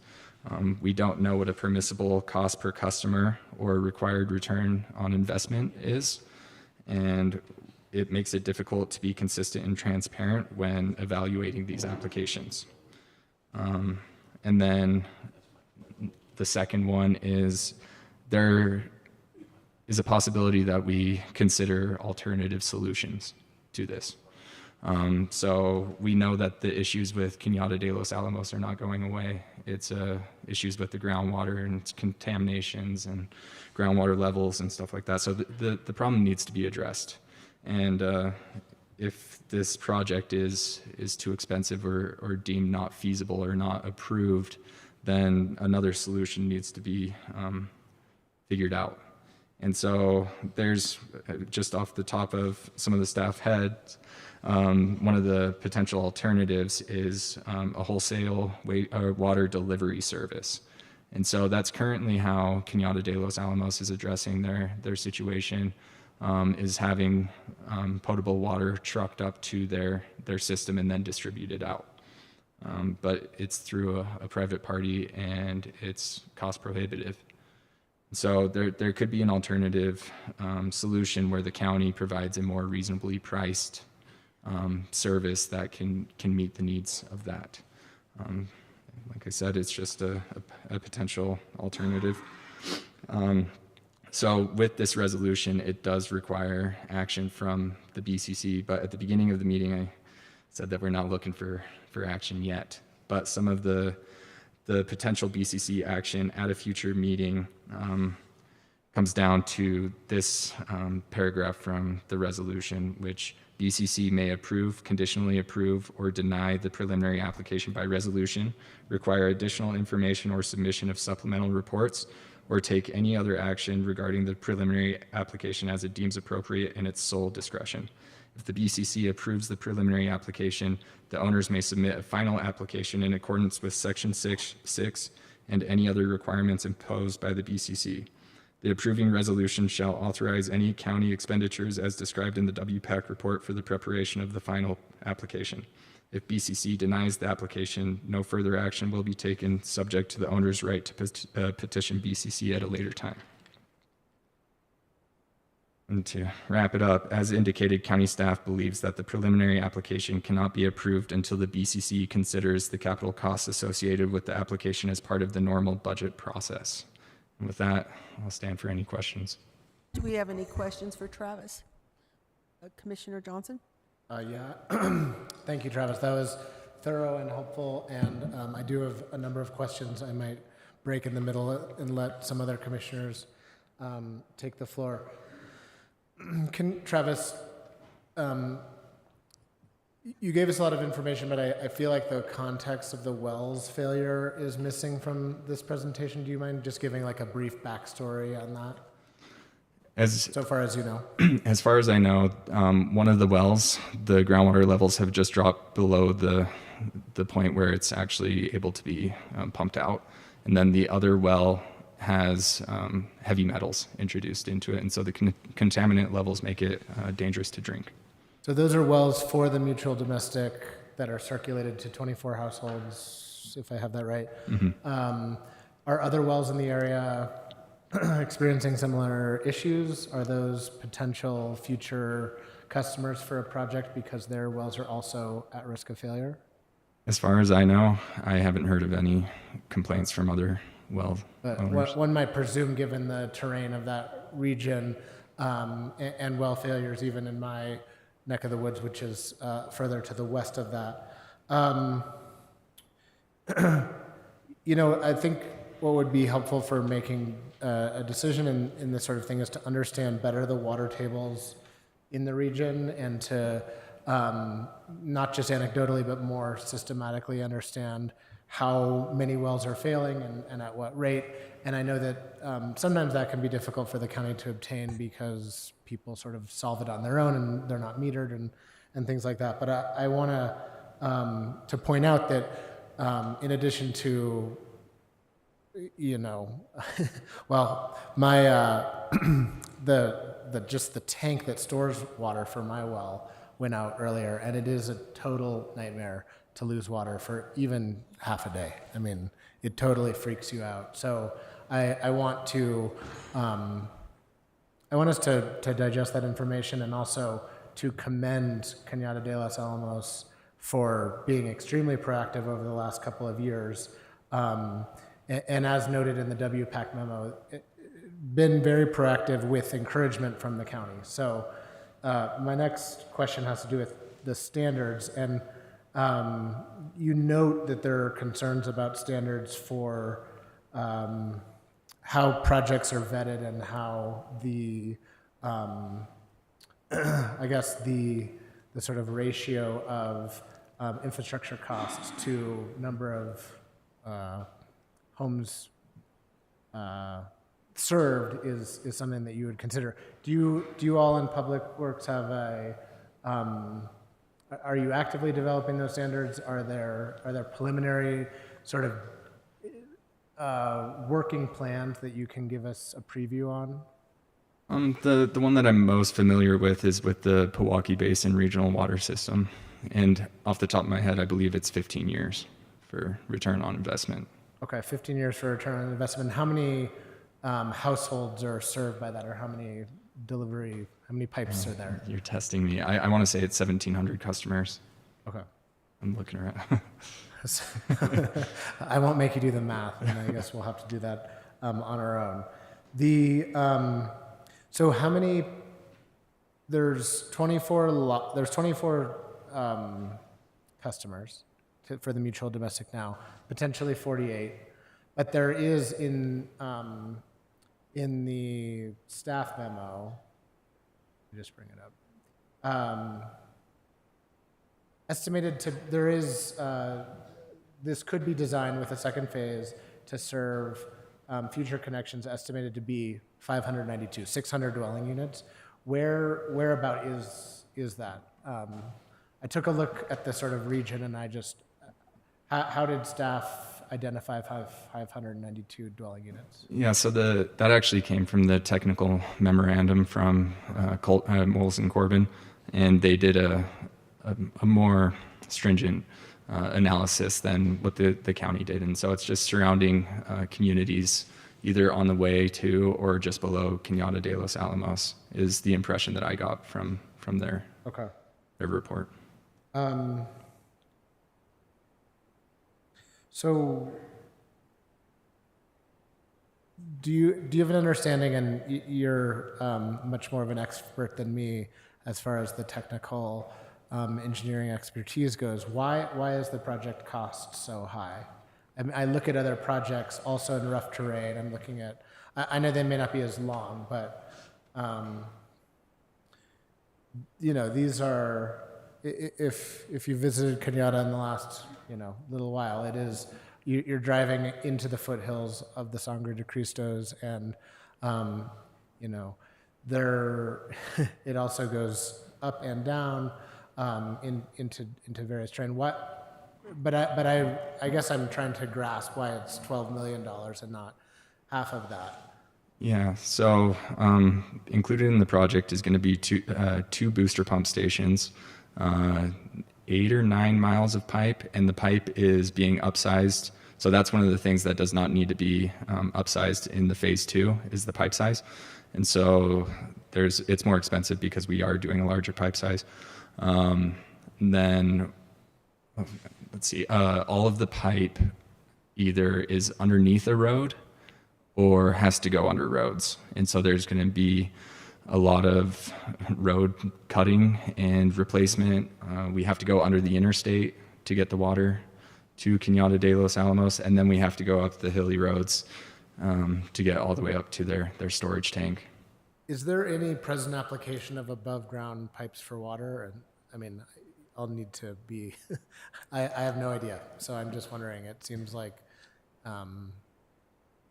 Not in this situation. I don't think they considered that just based off the terrain.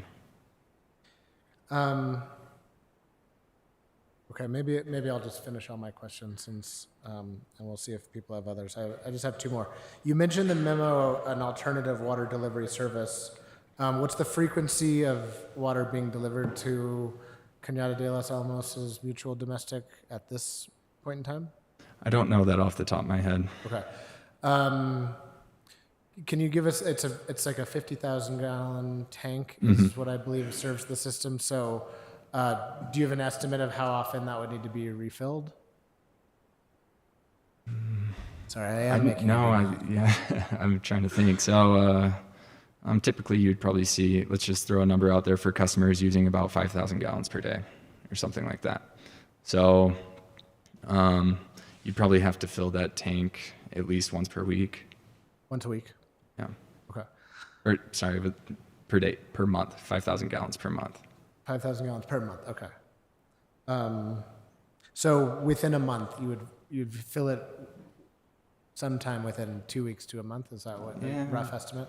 Won't hold you to it. Okay. Just trying to get a sense of it. I think for some reason there's something in my memory saying it was once per week that they were getting it filled. That they were getting deliveries. Yeah. And it could be every other week.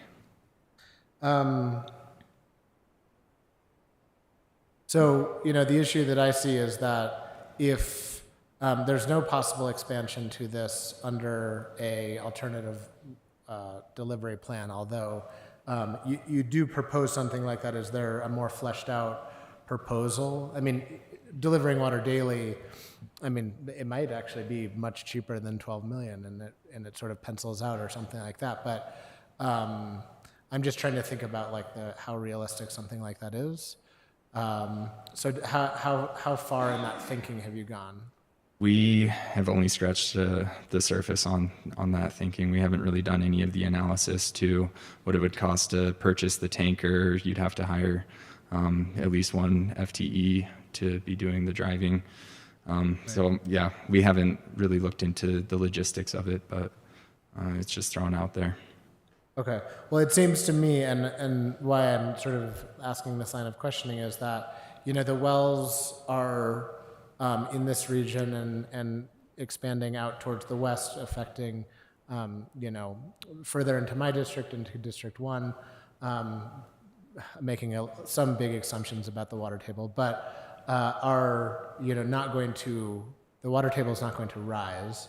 And so we need, as a county and as, a service provider for residents to be able to plan for any number of sort of water futures, but all of them sort of look like what is happening at Cañada de los Alamos. So I'm wondering, I want to think about this as an opportunity to do that sort of future thinking within your team and to sort of understand what infrastructure requirements may be required in the future to help us make sure that people aren't without water. And that may not be pipes, it may be delivery, but it seems like, this is a portend for future scenarios, so we should absolutely be learning from the situation. To me, a water line is consistent with our vision as a county of safe and reliable drinking water and of converting groundwater to surface water supplies. This is mentioned by WPAC, which supports the application. Cañada de los Alamos' groundwater rights are obviously incapable of supplying long-term water needs. I mean, it's poisoned, it's already low. So we need a solution, and I just want to say that, the work that the community has done in advance of this to prepare for it and not just sort of beg for help at the last minute is a model for other communities. And so I think that we should seriously consider their application, recognizing that there are many hurdles. Thanks, Travis. Other questions? Commissioner Hughes. Thank you. And I just have a quick question. Maybe you don't have an answer, but I'm curious about the contamination of one well. You said the deeper well is contaminated, is that right? I just know that one of the wells is contaminated. Okay. Does that well produce enough water? I don't know that off the top of my head. And can you treat the water to drinkable standards if you put a fancy treatment system on it? Already another alternative, looking at that. I'm not sure if you can, based off what the contaminant is. I'd have to go back and read what they're seeing and what the levels are. You said the contamination was heavy metals, right? Yeah, I want to say it was cadmium, but I don't want to be quoted on that. So that was naturally occurring in the water. It wasn't from a source, obviously, nobody's septic system's producing that. So, yeah. Okay. Well, I think that's worth pursuing a little bit because, the other's so expensive, maybe it's not that expensive to treat the water. Thank you, Commissioner. Other questions, comments for, no? Commissioner Kukari-Stone? Thank you, Travis, and for you and your teams and all your work. I just want to reiterate some of what Commissioner Johnson is asking and underscore the importance of these alternative solutions for our traditional communities. There's got to be a way, it seems like, in my assessment so far on the county commission, is that we're treating communities as case by case. And I know the Water Policy Advisory Committee is considering regional, but can there be more regional planning? This community, obviously, 2015, put in an application. It was asking for water. So their wells have been dry since 2021, and they've been, I would say, in a crisis situation. And it's commendable that they're very patient in thinking about potable water and water being transported. But I just really want to underscore our commitment as a county to helping think through regional solutions to water supplies and safe water. Thank you. Thank you. Anything else? Okay, thank you very much, Travis. We appreciate you. it. Thank you. for all your good work with the Thanks, Travis. WPAC. Okay, next presentation concerning the 4-8-40 pilot schedule for patrol duties in Santa Fe County Sheriff's Office.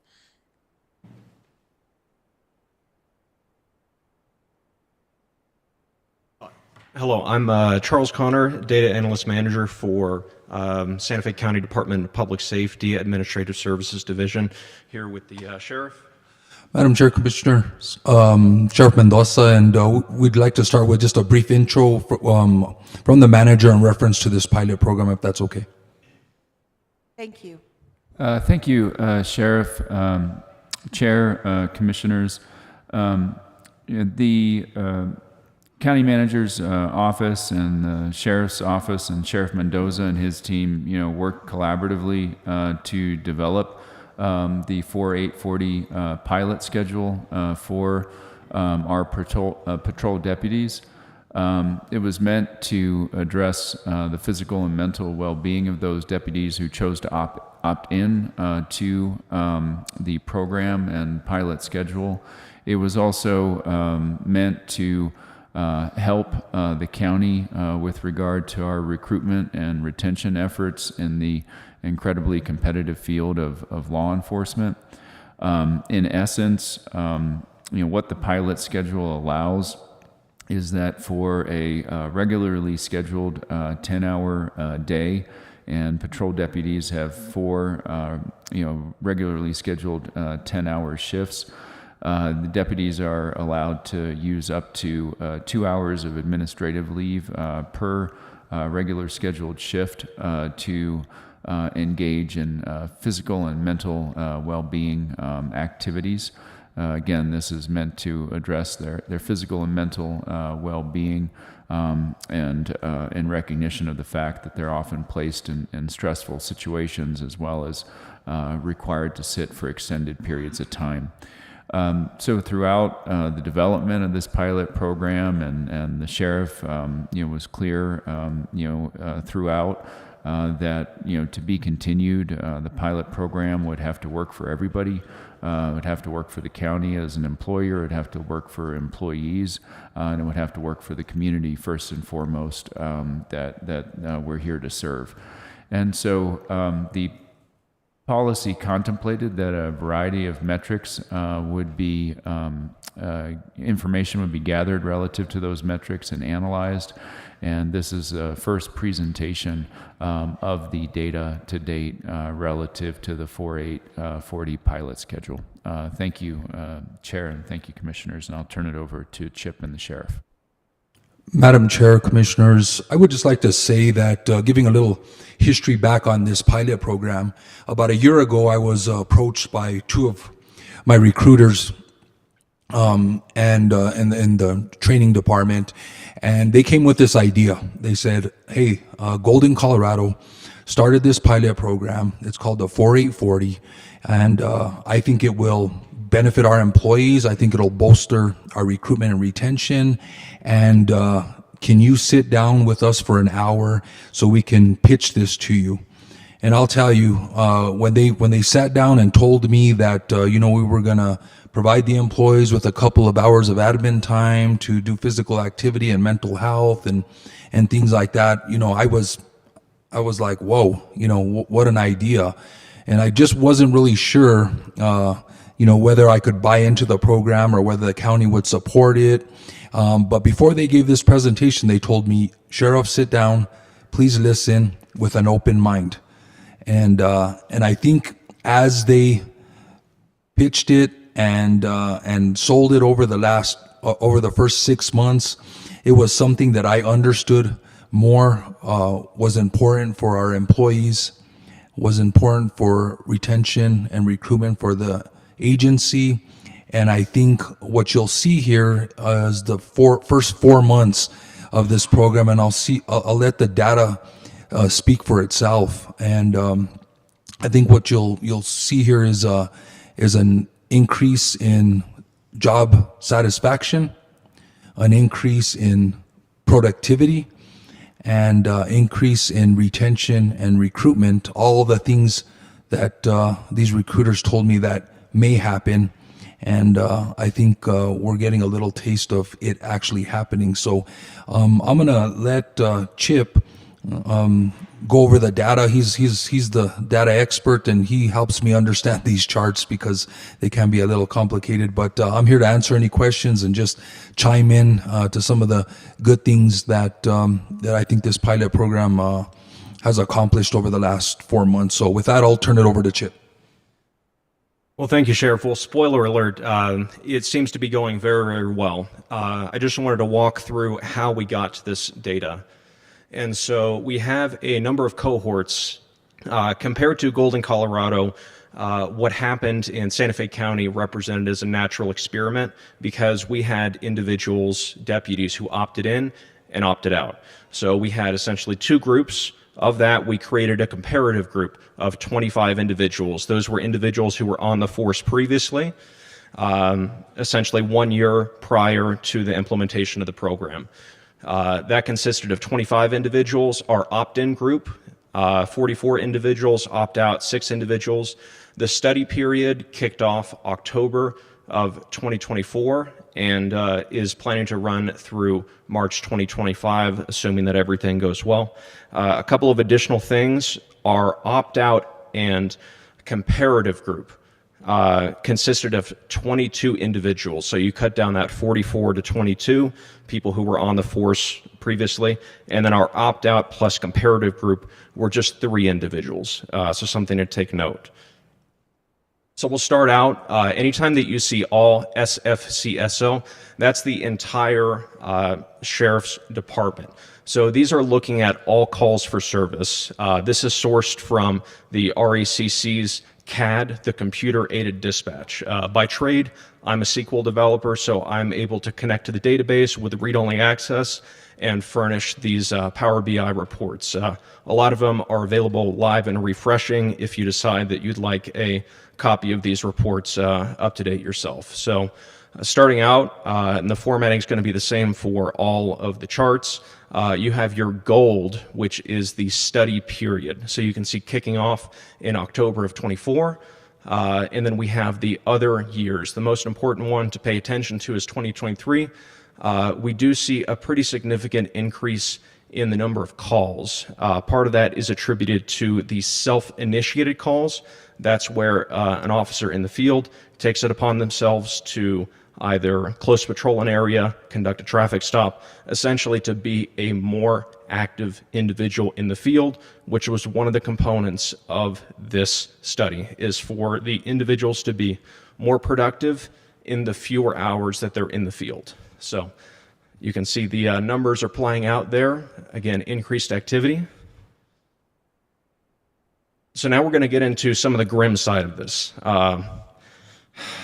According to a Christus St. Vincent Community Health Profile, the leading causes of unintentional injury death in Santa Fe County among the non-senior population are drug overdoses and motor vehicle crashes.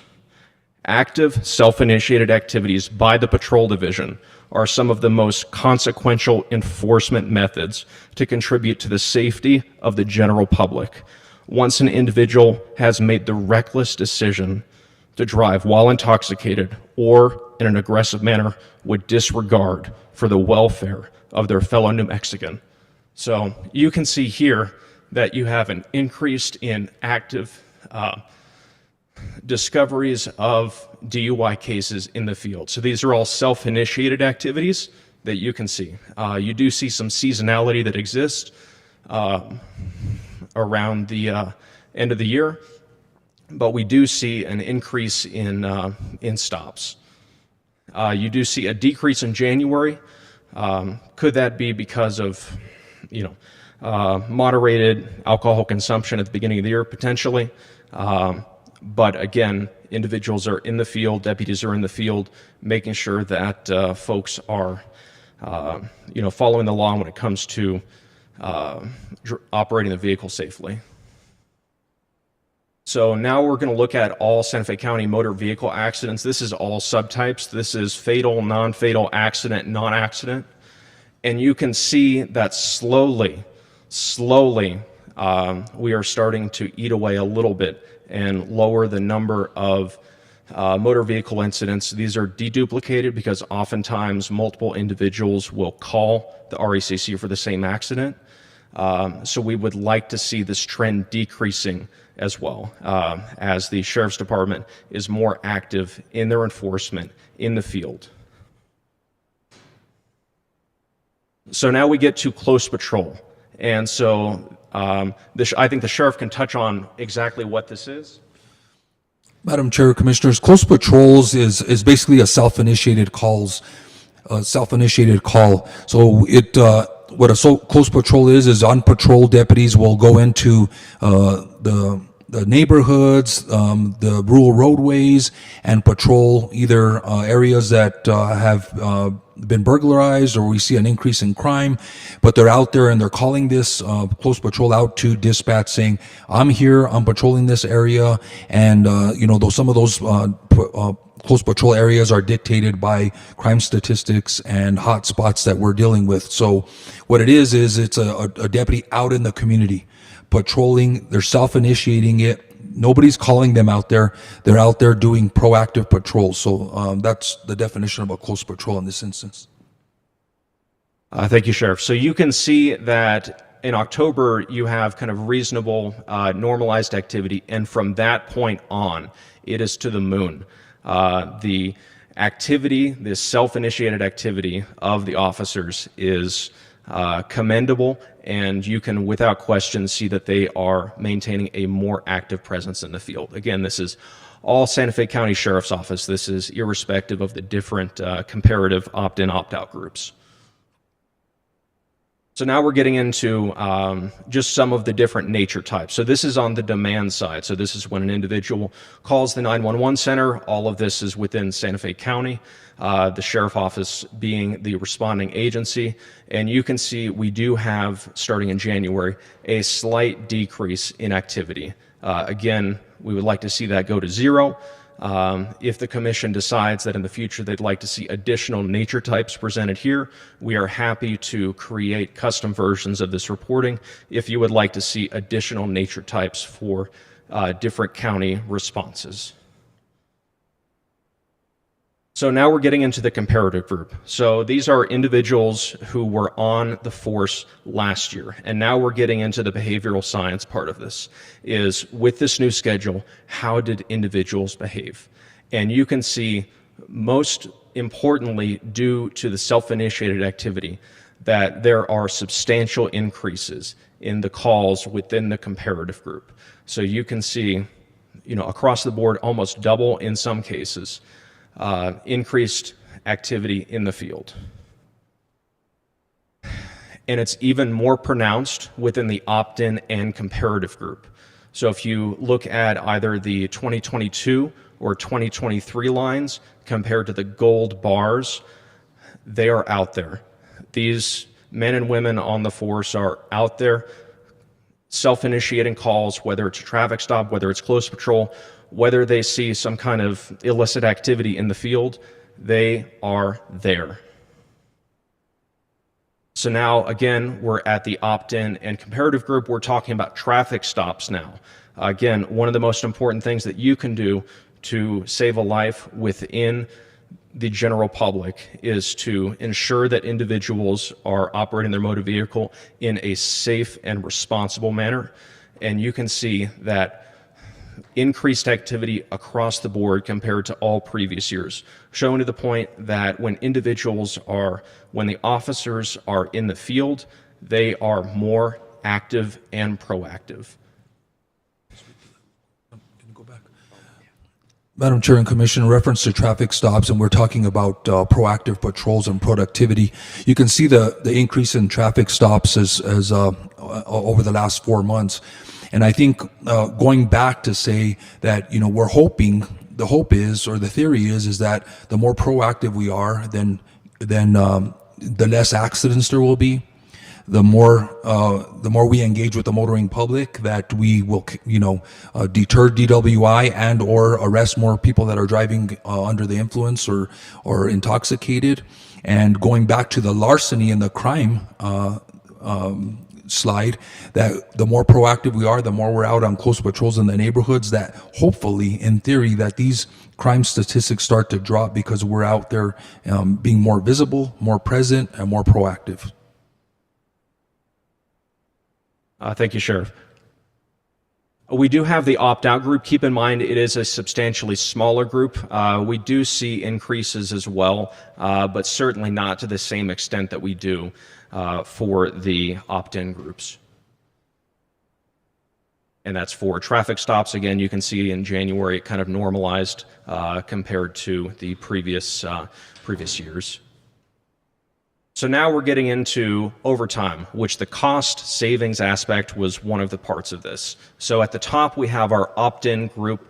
We're looking at the hours. So this is the count of hours by paycheck of overtime for all of the opt-in individuals who are in the comparative group.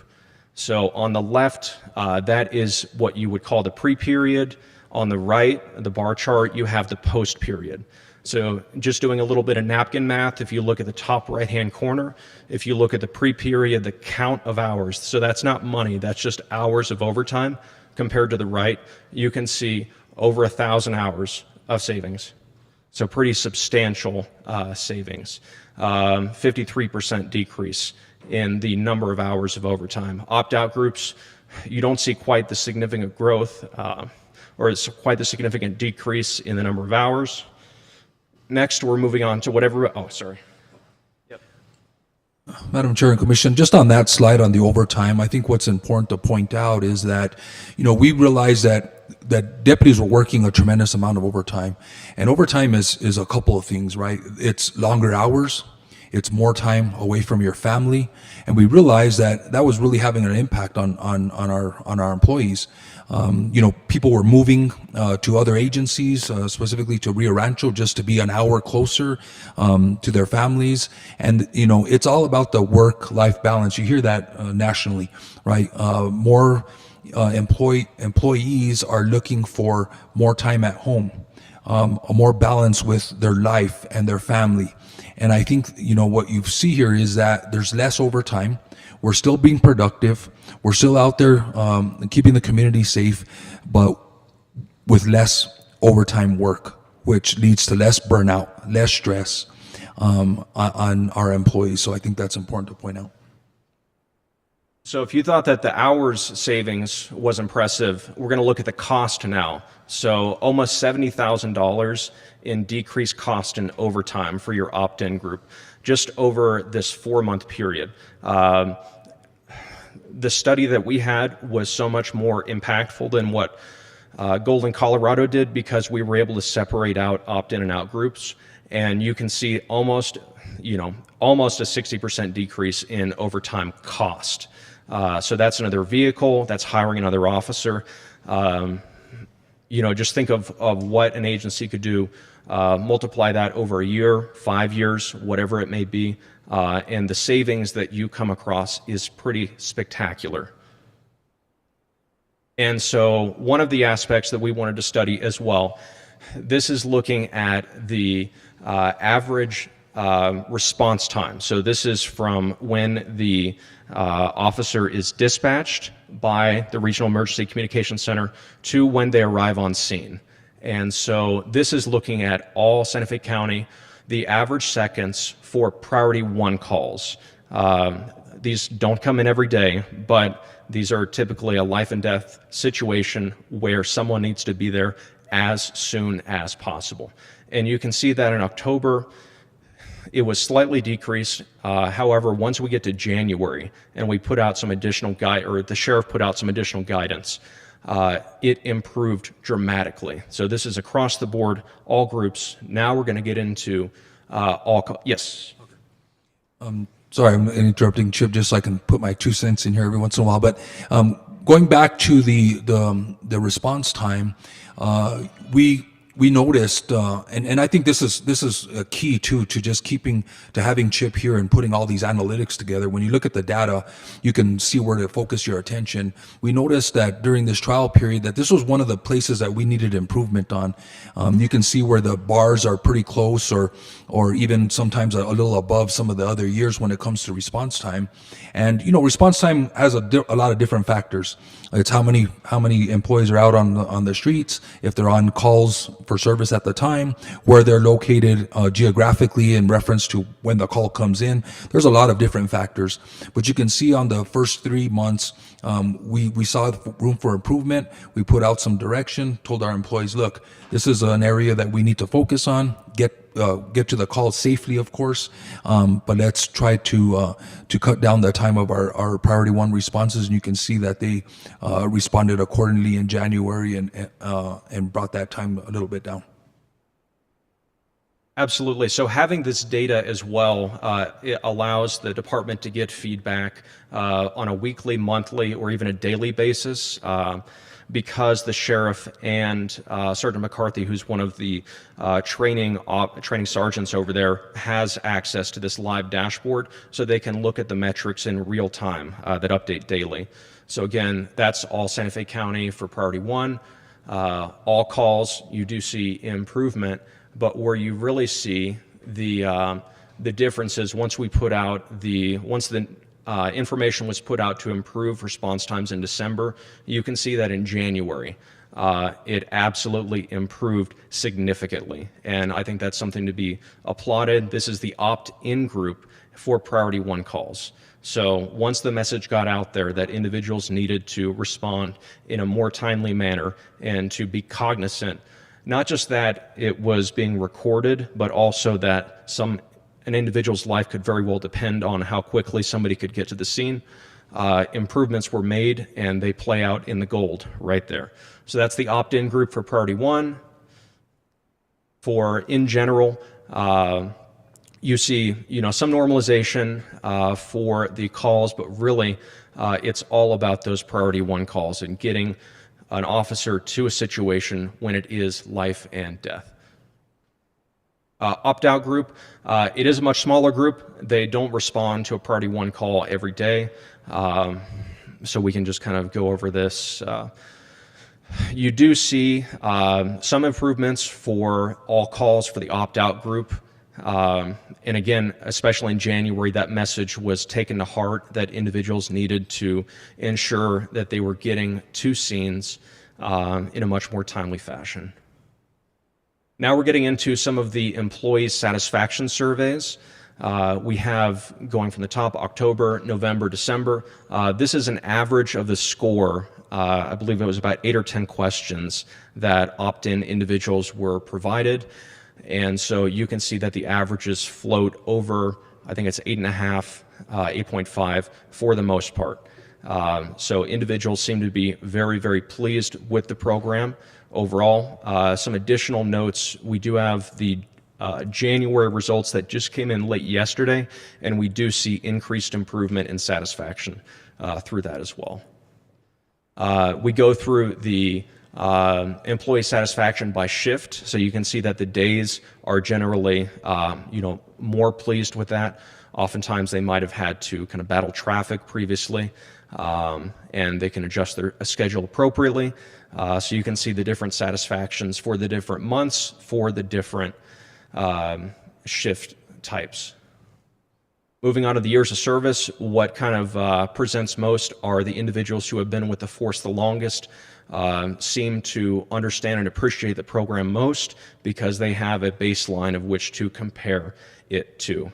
Individuals who were on the force previously, who were not on the force previously, who was their first year, they don't have a lot to compare it to. But officers and deputies who were on the force more than 5 years really seem to respond well. And then we have, this is just the count of responses by shift, not super important, but you can just see the engagement by different shifts. We do, as an ancillary point, we did also have some free key fields that we provided to the officers.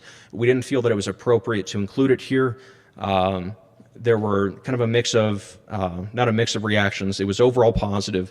There were even some individuals who claimed that this saved their marriage, that it allowed them to spend more time with their kids. I think one aspect that some individuals miss about it is the opportunity to earn overtime.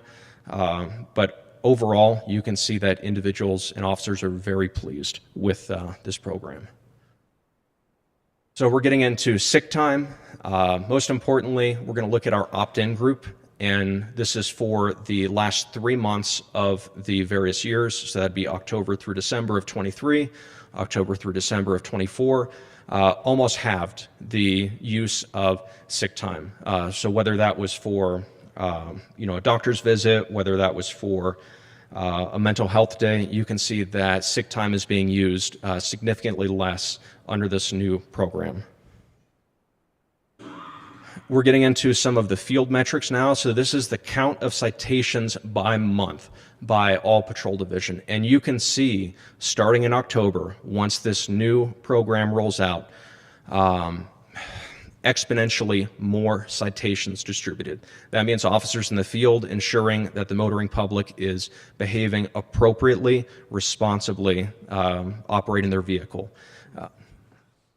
If I can just go back to the employee satisfaction real quick, I know we passed that, but I think in essence, a satisfied employee is a happy employee, is a more productive employee, and stays here at Santa Fe County, which is a great place to work. We're retaining them.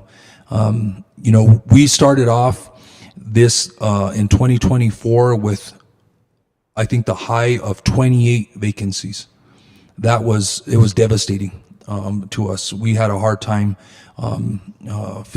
making sure that we are covering all of Santa Fe County, that we are responding to calls, and I think in conjunction with the salary increases that the county worked on with the union so hard this last year, and this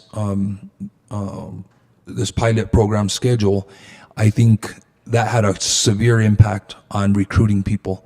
We're right now sitting at, I think, 6 vacancies for the sheriff's office, and I'm thinking within the next couple of months we'll be at fully staffed for one of the first times since I've been sheriff, actually.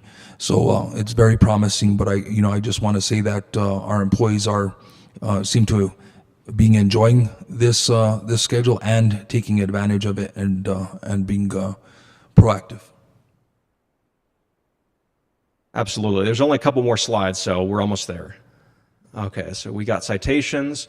So this is the count of motor vehicle accidents by month for patrol. So these are accidents where the deputies involved in the collision. We do have, in the next report that'll come out, we do also include the at fault.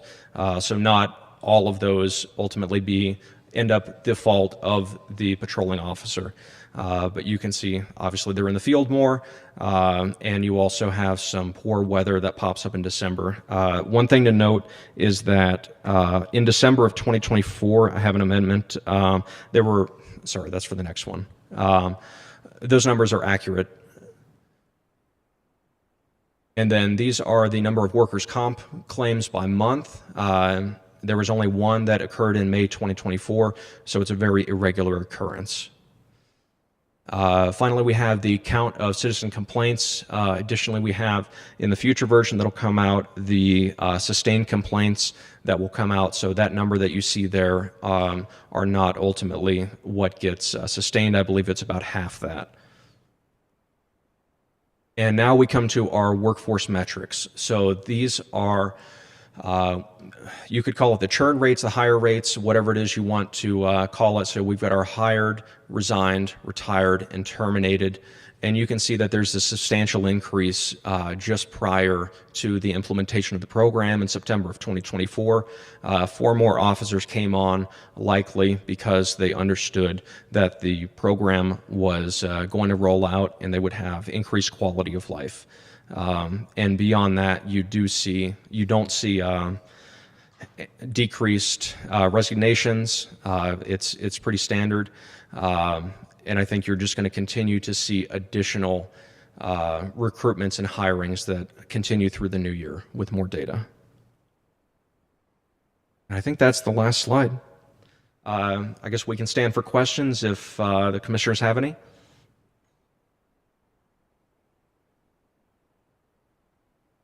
Have any questions from the commission? Commissioner Hughes. Yeah, just so you're pretty pleased with the program, right? I am, Madam Chair, Commissioner Hughes. I'm pleased with the results. I mean, the statistics kind of speak for themselves. You know, I see a little bit of a different energy and a little bit of a different attitude with the deputies. They seem, you know, more energetic. I think this has energized them. I think they're spending more time with their family. I think they're taking their, you know, spending more time on themselves, whether that be physically, emotionally, or mentally. And so I am pleased. You know, we're 4 months into it. This is a 6-month pilot program. I like to see all the data compiled and then make a decision based on those numbers. Again, like the manager stated, in order for us to resume with this schedule, I think it needs to work for the employees, it needs to work for Santa Fe County, and it needs to be beneficial to the community. And I'm seeing that right now, but again, we'll take another close look at the end of this program to see how we proceed. Yeah, I've noticed a decrease in speeding on 285. That's where I drive in every day, and I think that's your increased patrols have caused people to, you know, not maybe go 45, but at least come down to 50, you know, so it's a little bit better. Thank you. Commissioner Green? Oh, I'm sorry. Commissioner Kakari Stone? Thank you for your presentation, and thank you for your foresight and leadership in looking at Golden, Colorado as a pilot and then piloting this. I just want to clarify for my own education, how many full-time law enforcement officers are within our county currently? Madam Chair and Commissioner Stone, right now we're slated for 94 sworn deputies. 6 vacancies. If you do the math, we have about 88 sworn deputies. That doesn't mean there's 88 deputies out on the streets. We have different divisions. We have to take care of the courts. We have an investigations unit. We have civil process. So they're divvied up. But you know, with this this schedule and the recruitment and the retention, we've been able to bolster our numbers up on patrol, and which has really helped out as far as community safety and response. So then the 4840 pilot really is with almost half of them. Yes, that is correct. That's That would be really impressive, encompassing about half of patrols, about half of the sworn deputies that are out there. Yes. And if you had your wishes or druthers, how would you roll this out in the next year and after a pilot and actual full implementation? Well, again, we'd like to look at all the statistics when it comes to the end of the 6 months, and I think we have a good base. I think there's some things that we would like to maybe tweak a little bit, and some things that we can, some of the information that we can take from this program, and see whether or not, you know, we just proceed. Right now, this is just a patrol, for patrol officers, not necessarily the other I say 44 or the other, 44 deputies that are there, which, they're facing the same mental and physical challenges and stresses with the job. But we'll see where it takes us. But so far, I'm impressed with the numbers, and I think, I think the employees are satisfied and happy with the way things are going. But that's a conversation to have at the end of the pilot program, and that we'll have with the county and with everybody to see how we move forward. Thank you. And I think your productivity metrics, your performance metrics are all impressive. I just want to make a case as a mental health, behavioral health provider in the past and a public health person that would you consider adding a survey or metrics around overall health, looking at sleep deprivation, obesity, chronic conditions, depression, substance use, stable family life, other things, even healthcare cost incurred? It'd be easy to do even a retroactive, this is where I was before, of course confidential, here's where I'm at now, because I think that speaks more to the human side and it's less than anecdotal, but it gives you also some hard numbers. Madam Chair, Commissioner Stone, I think that's a great idea. I think with Chip's help here, we can dive into some of those numbers and maybe use a survey that employees are comfortable answering, that they could help us understand, how much more this is helping them, not just based on spending time with family, but how it's helping them internally.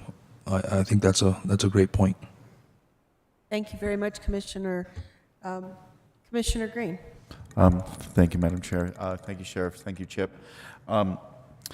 Encouraging, and it's tough to do apples and apples because if you have more deputies, there's less overtime needed, so it's kind of tough to see if things really actually add up that way, but it's encouraging. And if it is recruiting and retaining people, then it all makes sense. It doesn't matter what it does matter what the statistics are. I take that back, but it really matters in our recruitment and retention and the well-being of our officers. So, I guess this is a question for you as well as for the manager. Is this pilot project have a hard end date, or could this become a sort of a rolling pilot that until we have definitive things that we can keep going and until we decide to collectively say, okay, it's time to do this? Is there something that's triggering this? Is it a union deal? What makes this a hard date? Not necessarily. We had determined at the start of this pilot program that it would be a 6-month pilot program. At the end of the 6 months, maybe we extended another 6 months or another year to collect more data. That's possible. I don't know. That may be a question for the manager and see, how he feels about it.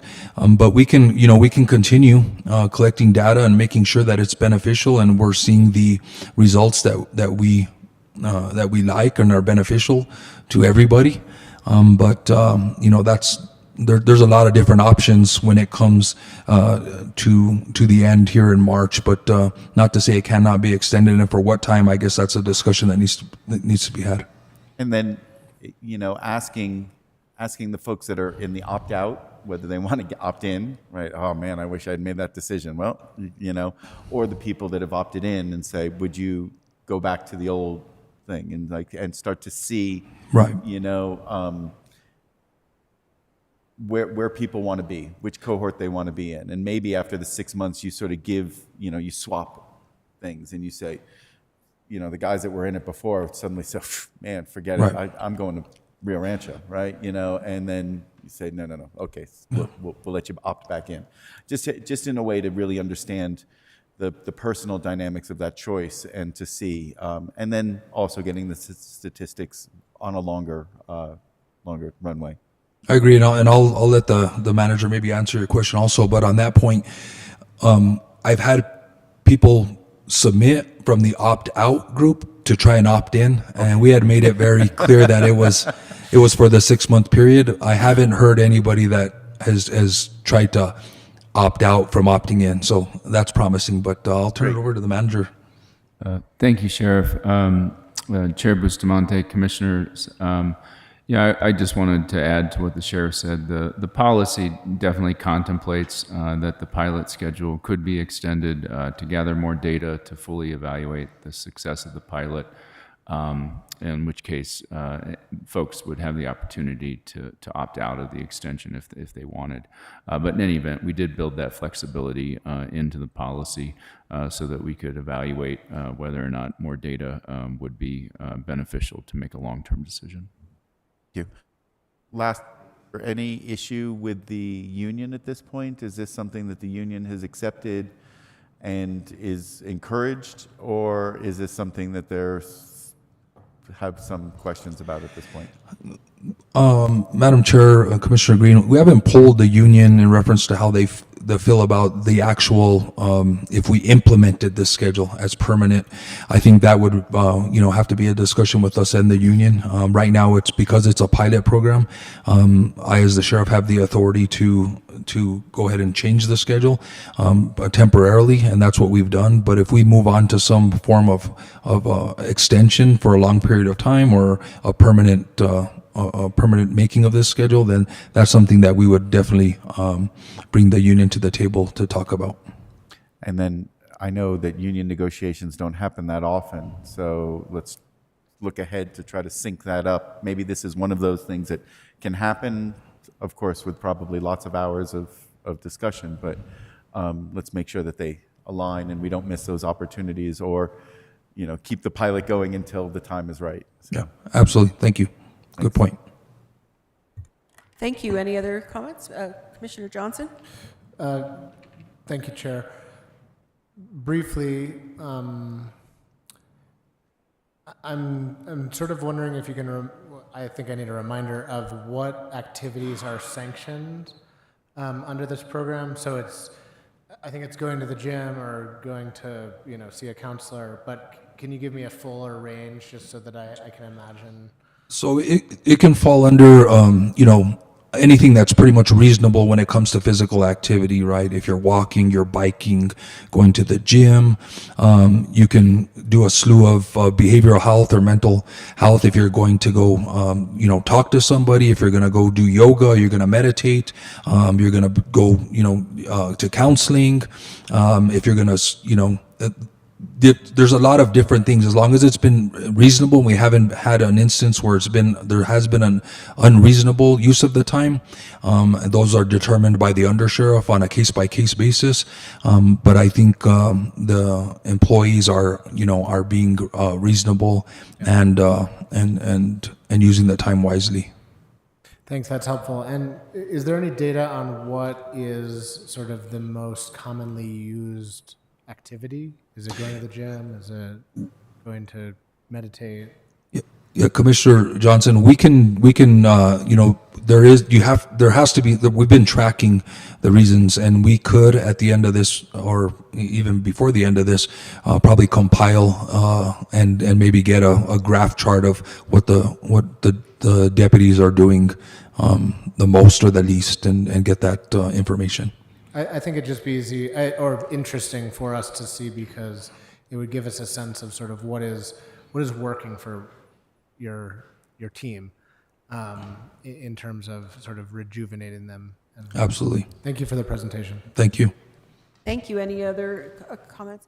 I have a question, Sheriff Mendoza. So have you heard anything? Is there any, compared to the other jurisdictions and what other people are doing, and we know a lot of folks head up at Bernalillo County, or they're going to go, I understand that the state police is a place where some people want to go, or to a city. I do know that when we started a couple of years ago, that we have a lot of people who are driving all the way from Bernalillo County. Given that, is the word getting out there that we're doing this? Is there sort of a hum? Are we the only ones doing this kind of work? What's happening there? Madam Chair, yes, we're the only one in the state of New Mexico that is doing this, and I think everybody's watching, to be honest. There's departments that know we're doing this. I talked to, now for the legislative conference, talked to the sheriff's affiliate. There's sheriffs there that that know we're doing this program. They're aware of it. We're working on, and we wanted to address the board with the statistics first before we do an actual press release into the statistics and how this pilot program has done. We did an initial press release when we rolled it out, but I think the public would be interested in the statistics and how how it's fared over the last 4 months. So we are working on that, and we want to be as transparent with the community as possible, and we'll get that information out. But yes, we're the only agency, and I think you may see some other agencies follow. And I think that would be great, because I think it is beneficial to deputies and to law enforcement in general. There's a lot of stress and things that go along with this job, just like any other job, but it's a little more. It's a little more. Let me just put it that way. Yeah. So thank you. It's not just like any other job, sir. I respect you too much for you to get away with that. If I might comment on that, my neighbor's actually a Santa Fe City police officer, and it is the water cooler talk of this in terms of gaining recruitment. So the word is out there. People know. Thank you. Thank you. The next question that I have with regard to the people who have now joined our force, are we getting more folks from Santa Fe County working with Santa Fe County, or do we still get a lot from out of county? I think there's a little bit of both. We are getting lateral hires from sometimes different agencies throughout the state, to be honest with you. But we are getting some people from Santa Fe County. We've had a pretty success in recruiting cadets, which usually are here from Santa Fe County. And we just kicked off our PSA program, which was approved this last fiscal year, which is, public safety aids, which, we're missing the gap of young men and women from 18 to 21, because you have to be 21 to be a police officer. So we got 4 positions that we're trying to fill right now, and a lot of the applications that I looked over looked from local young men and women, which is great, because we do want them living and working in our community. So it's promising, for sure. Thank you. Thank you. Commissioner Green.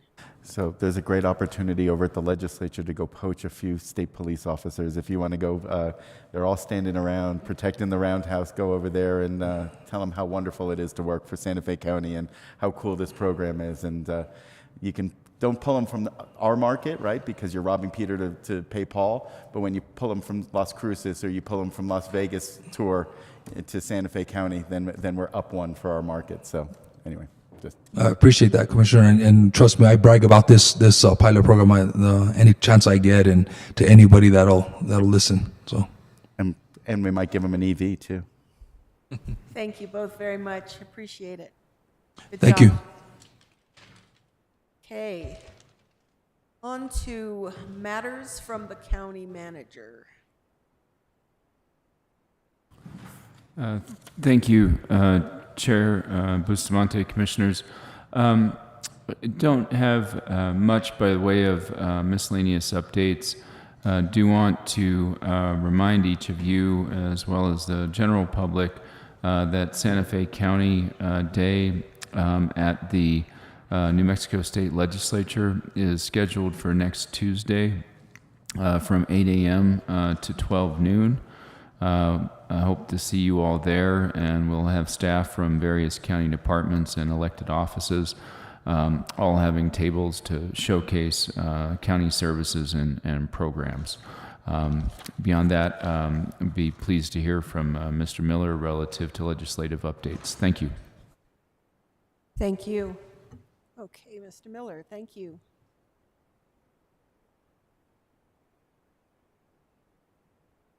Good evening, Chair Bustamante, Commissioners. Let me introduce myself first. Hutchie Miller, Intergovernmental Outreach Coordinator with the County Manager's Office, and I need to pass out my reports to everybody.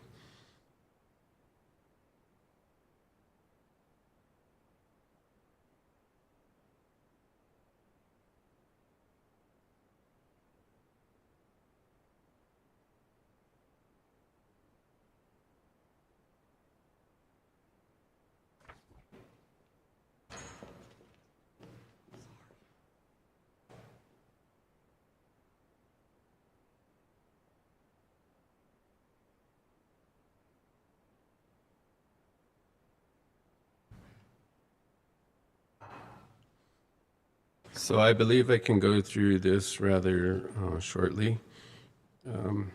Just wanted to begin by saying that today is the 22nd day of the 60-day session, and a majority of legislation has been moving slowly and is mostly in the committee process right now. A lot of the discussion that's been taking place is around the budget and state agencies, and also the big items which are affecting the state budget. In particular, one of the big asks of this year's state budget is a $1 billion commitment to behavioral services throughout the state, and that's contained within, well, it's contained in Senate Bill 1, but it is also related to Senate Bill 2 and Senate Bill 3 as well. And I'll expand a little bit more on that right now. So the behavioral health services has been an issue in the state, and it's related to a lot of different social issues as well, homelessness, crime, youth crime as well. And so the proposal that the legislature is undertaking this year is the Senate Bill 1, which is creating a trust for behavioral health funding within the state. And so the Senate Bill 1 creates the fund or the trust at $1 billion. And then Senate Bill 2 more or less determines the programs throughout the state that are needed for behavioral health. And Senate Bill 3 is the core element of the behavioral health issue, and that dictates, that's a major component of the entire piece, because what the Senate Bill 3 does is it incorporates how localities and regions throughout the state will participate in the money that will become available from the Behavioral Health Trust. So today, the Senate Finance Committee was going over some proposed changes to Senate Bill 1, 2, and 3. And let me just start by saying that this is, the legislature seems like it's becoming more organized and process-oriented in its approach this year than it has in past years. So this was a good look at the proposed changes before they were going to actually act on Senate Bill 1, 2, and 3, which is planned for tomorrow morning by Senate Finance Committee. And from there, it will be debated and taken up by the full Senate. And what they were proposing in there was some checks on how programming was going to be rated and look over to see if programming was working, and to make sure that the plans and the regions that were determined are affecting or making an impact the way that they're supposed to. So that's a new thing that's being done, that they're showing, I think they're being more transparent, and they're showing and talking about these things before rushing to the decision, so that their committee members and the public at large can see what's going on as well. So that's a big piece that's going on right now, was the Behavioral Health Trust and the agency budgets as well.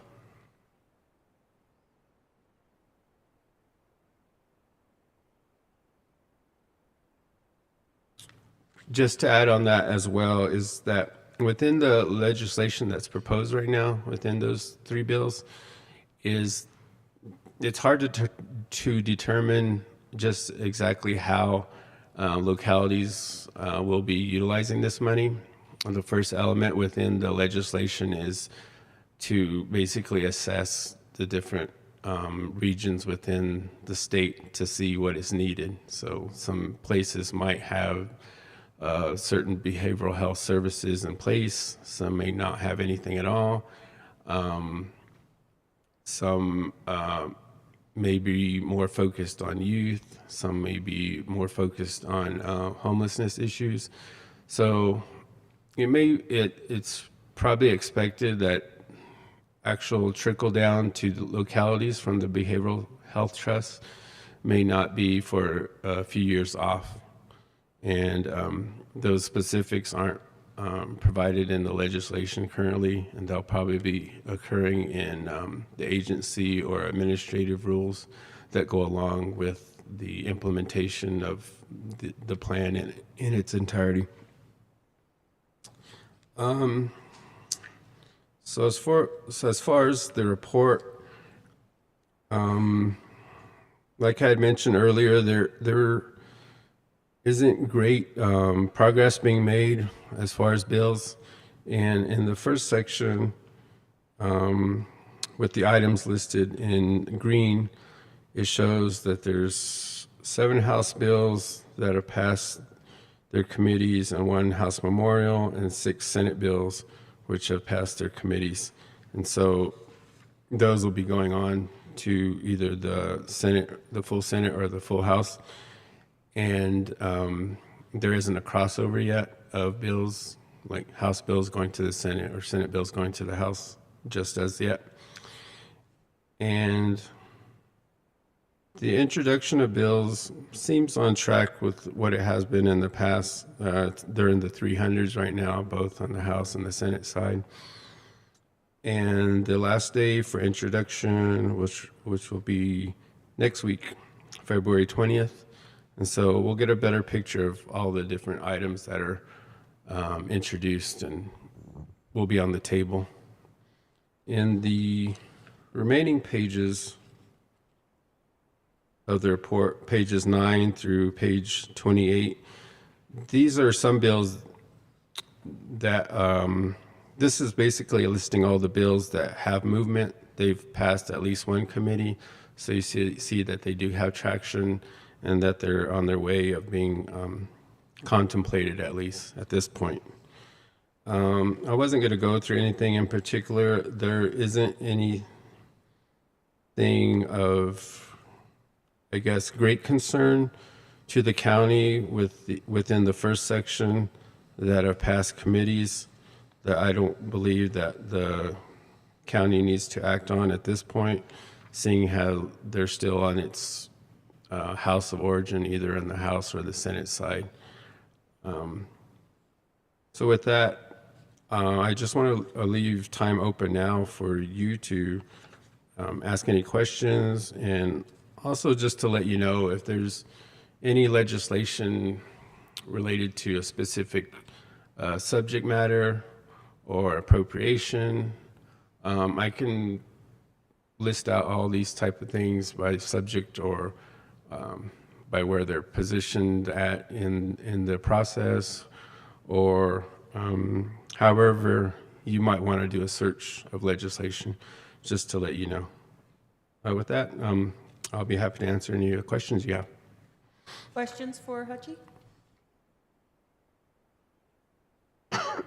Commissioner Green? And you don't have to. I don't know if to, I don't want to go first necessarily, but if everybody wants me to go first, it's up to you. But yeah, I do have questions, but I don't have to go first. Thank you, Hutch. So a couple questions. There's the water bills. I think it's Senate Bill 21 and 22 that are of concern to the communities in the north, specifically the folks up in Tesuque, and want to track those as close as possible. Some of the housing bills that are out there that are going to come down the line, if we could highlight those and sort of see how we can help those. And then there's House Bill 210, pardon me, thank you, that is a rural community vacant building.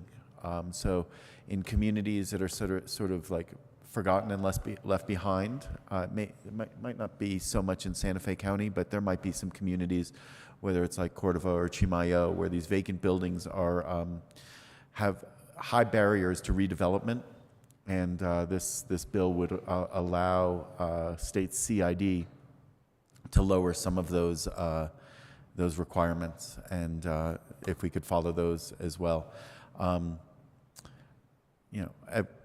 Public safety, money for the DA, all the different things really around public safety. I know our constituents want to know about and how they play out for Santa Fe County. I've spoken to Senator Cervantes and Maestas, who are both on Senate Judiciary, and I sat through the good, the bad, and the ugly presentation about pretrial detention, and it was an amazing presentation of data from the courts that showed that Santa Fe is really kind of being underserved. There are judicial districts in the state where they have a much higher percentage of success rates, and we need to figure out how to get a better success rate to keep these repeat offenders off our streets. So, any guidance and how we can help with any of these things would be great to know. It's still early, but we're running out of time. So, thank you. Chair Bustamante, Commissioner Green.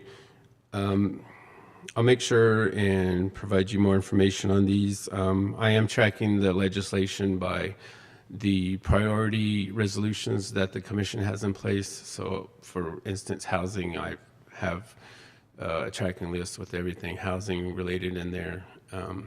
So I'm sure House Bill 210 is within there. But as far as crime initiatives, what's supposed to happen is on Saturday, the House, I believe they're going to come together as a committee of the whole on the House floor, and they're going to start hashing out basically what crime bills are going to come together in a crime package. So as you've seen in the report that I provided, right now we just have the House Bill 12, the extreme risk firearm protection order changes, which has gotten the most attention at this point. But after Saturday, it should become clear whether it's going to be more court focused or gun safety focused or youth detention or rehabilitation, those types of things. So I'll definitely provide a report back to you before next commission meeting. I'll do it next week. Thank you. It seems to be the number one issue that is at the legislative level, right? There's things that we can do at the commission. There's things that cities do. There's things that everybody, at each level. But it seems to be the legislature, it's their turn to take a look at that. And so, thank you. Commissioner Akari Stone. Thank you so much for your report and for your expertise. I was wondering if we can lean on your updates. We know that there was 12 legislative priorities set by our county, and we met in December with some of our state legislators. With our website, is it possible with the links to each of these initiatives that there just be an update with a date set of where this is at in the session so that we could see it across commissioners? I also want to communicate that to my constituents in District 2. Chair Bustamante, Commissioner Kakari Stone, absolutely. I'll work with Daniel on updating that, and what I can also do is provide calendars to the commission to just show you what is slated for committees that day, so you can see positions of bills, and within that calendar that I can provide, it'll show you which tracking list it's associated with. So it'll show you if it's a sustainability issue, a housing issue, a economic development issue. Thank you so much. Commissioner Hughes? No? Commissioner Johnson? I have a couple of questions regarding, or if we could just pay attention to House Bill 212 regarding prohibition and management. So I'm not, I've read it, but there is a point where at a certain level, PFAS would be monitored or prohibited in certain materials in the state. And given the interest in PFAS in my district especially, I'm hoping that we can get behind that in some way, shape, or form, to the extent that we would even possibly put a resolution together to state that Santa Fe County has had adverse impacts from PFAS, as well as that one. There's another one, 222, that has more to do with fracking fluids, but it does include PFAS in that particular bill. Representative McQueen is also working on legislation, and we have seen only that, or understand, I shouldn't say I've seen it, I understand that there is a draft with regard to placement of large utility scale battery storage for alternative energy sources. And there has been very light regulation on private landowners, and this was all very intentional in the interest of getting people to really move forward on alternative energy. But when that one comes out, I don't know if you hear about it dropping, or we're also keeping an eye on it with Brittany and in my office in District 3. This is a big question and concern, but it's written in a way that just would allow for more input so that various counties don't have to, there's more information for us to make our decisions on. So that's really the goal of that one. It doesn't have a number yet, I understand, but I just let you know about that's coming out of Representative McQueen's area. Otherwise, thank you very much for keeping up with this and the good work that you're doing. Are there any other questions, comments, concerns for Hutch? No? With that, thank you, Hutch. Have a great day at the Roundhouse. Thank you. Thank you for your guidance, and I'll make sure to provide you the updated information and everything that you asked me to today. I appreciate it. Thank you sincerely. We all do. Thanks. Okay. Manager Schaefer, that was your last matter from the manager. Shall we move to matters from the County Commission? Okay, managers from the County Commission. As I mentioned at our first meeting, as we start to attend our committees, this would be a time to share with our board various items that we're working on in the interest of being able to be well informed. So let's go ahead and start with Commissioner Johnson and move this way. Sure. So thank you, Chair Bustamante. I attended my first meeting of the NCRTD, and it's the North Central Regional Transit District. The notes from that, in addition to sort of orienting myself, we had a discussion. I'll just highlight a couple of items. Yeah, most of interest to sort of us as a broad county. There was some question of excessive ridership or quote-unquote joyriding. As a fare-free service, the Blue Bus does sometimes have folks who step on the bus and ride the route multiple times, and so the executive team at NCRTD is developing a policy around that. The idea of the policy is to limit that activity, but also do so with an understanding that there are sensitive topics and crisis in homelessness in our area.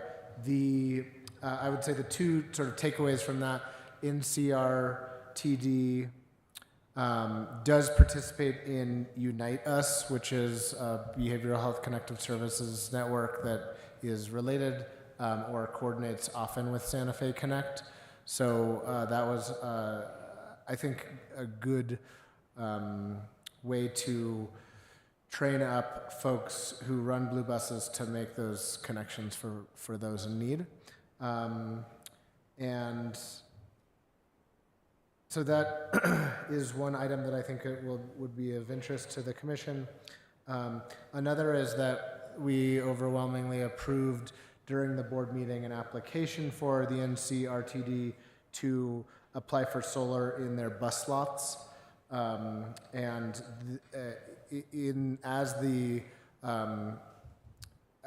the entity increasingly buys hybrid vehicles, electrification in its bus routes, this will allow even more efficiency and cost saving as solar power could refill the buses. So I thought that was an interesting, those are sort of my interesting notes from my first foray into that. Oops. Other matters, and I'll go quickly just in the interest of time.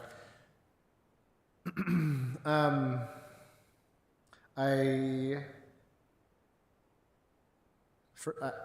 meant to mention this first, but I am glad that you're on the road to recovery, as you had mentioned to us at your last meeting. I did, and I wanted to, of note further, sort of commissioner business. I think we all appreciated Commissioner Green's op-ed in the Sunday New Mexican, and that we really should think about coordinating more with the city, and that starts with sort of, I think, breaking bread and getting to know each other a little bit better so that we can make those really smooth, easy, and regular. I talked to Manager Schaefer and the department about this. I have had a couple of people just ask me out of curiosity about the Downs and the development that was reported in the New Mexican through the destruction of the Downs facility. And I think that's something that I would like to see us work on in the future, knowing that that is Poake Pueblo land, better understand the legal and growth management issues that will sort of buffer that zone. So first, what are the development rights of Poake Pueblo? And then also, how does this affect Santa Fe County, which contains it? And has both, I think, a lot of potential and also a lot of potential pitfalls. So I think connecting with Poake Pueblo as a team in the near future would be important. I'm also planning in my district some, in coordination with some volunteer firefighters and also the higher leadership across the county, ingress-egress drills.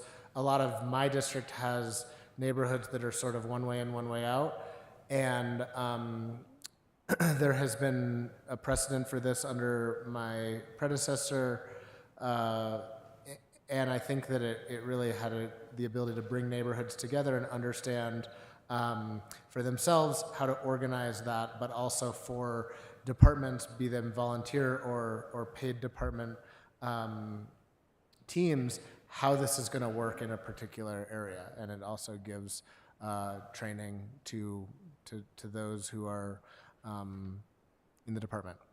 That's all I have. Thank you, Chair. Thank you, Commissioner. Commissioner Kakari-Stone. Thank you, Chair. I'll keep mine brief. I was able to participate in the Northern Rio Grande National Heritage Area first meeting. Most of the order of business was electing new officers and some other carryover business. They have their minutes online, I believe. But the Coalition for Sustainable Communities that Commissioner Hughes is also on, I've been engaging with regular legislative updates on Fridays, and I was happy to be able to testify to the Clean Air Act on the Senate floor. Not on the Senate floor, in the subcommittee, working committee that Senator Liz Stefanik's chairs. Just some updates with District 2. Kimberly Vigil, I want to give her a big shout out. We've been a great team. She's been wonderful to lean on with her community engagement expertise. We met with the Agorafia Village community leaders. They have been planning for quite a few years, like 5 years, a historic arts cultural center that would be intergenerational. So you'll hear more from that as the community is organizing. This would serve all of District 2 and be a hub that expands on the land where the Nancy Rodriguez Center is at. They have a grant from the Main Street program, so they're going to be looking at doing a little bit more with business development, and like I said, more to come. I do want to just thank again the Department of Public Safety as well as Public Works for their responses to the runoff on the San Isidro crossing. They've been out there regularly and they participated. About 4 staff members from the county came to the Agua Fria Village at last Monday's meeting. I'm happy to also participate. Que Suave Radio, Salud para Todos is having a radio forum on February 26th in the afternoon, and I'll be joining Senate Majority Leader Peter Wirth on the behavioral health. I call it the trifecta. There are concerns with fragmentation because there is the plan to administer 140 grants to 13 state agencies versus making it more consolidated. So we'll be discussing a little bit more about the opportunities and challenges under that. And that is it for now. Thank you. Thank you, Commissioner. Commissioner Hughes. Thank you, Madam Chair. I want to mention February 27th, El Dorado Recycles 285 is putting on an event at the Vista Grande Public Library, which I'll participate in, about our plastics ordinance and about recycling. And they're very active in encouraging everybody to not use plastic and recycle everything else. And that's at 7 o'clock at the Vista Grande Public Library. Also important to me and to all of us is supportive housing in Consuelo's Place. Consuelo's Place has asked for more support from the county. It receives a little bit of support. We might consider expanding our support for them. The city seems interested in keeping Consuelo's Place and not sunsetting it. They were going to sunset it in June, but I think they realize the value of keeping 50 people off the street and moving them toward housing. So I think that's promising. Supportive housing, still in the infant stage, I think, but Commissioner Kakari Stone and I will work on that together. I attended my first meeting this year of the Buckman Direct Diversion, and I noted that we spent a lot of time talking about the site-wide environmental impact statement for Lannel, which we're mainly concerned about PFAS pollution and hexavalent pollution reaching the Rio Grande and, of course, reaching our water. So that will be an important part of our comments, too. And then Justin Green can touch on everything else that the Buckman Direct Diversion did. And I just wanted to mention with the Coalition of Sustainable Communities, I did attend the hearing on the Benefits Fund on Saturday. The Benefits Fund is, I think, $380 million to support solar projects throughout the state, solar and other renewables, and that did pass the committee. And that's it. Thank you. Commissioner Green. Thank you, Madam Chair.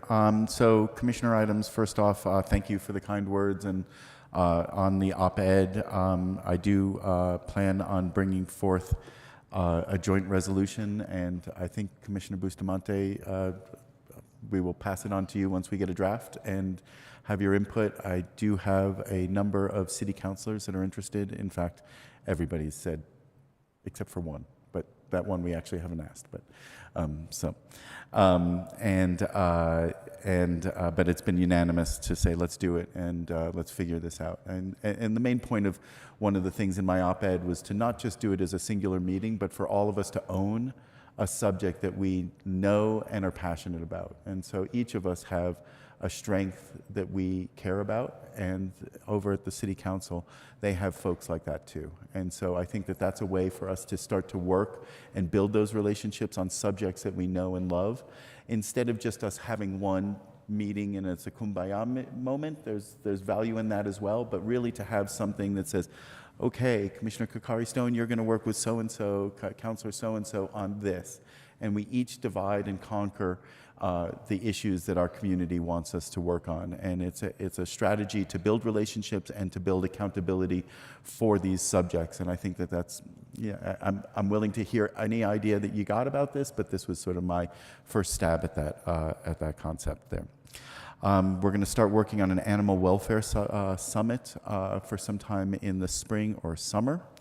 This was a topic that came up at the last budget cycle, and we'd like to try to get it organized as a community-wide thing where it would be city, county, all of the stakeholders in the whole animal welfare space, and put together a multi-day event for the community to take part in and for the stakeholders to decide on how we can move forward for the best of our animal community here. And that's everything from farm animals at 4-H all the way to the shelters and you name it. So it's really meant to be as inclusive as possible in this sort of event.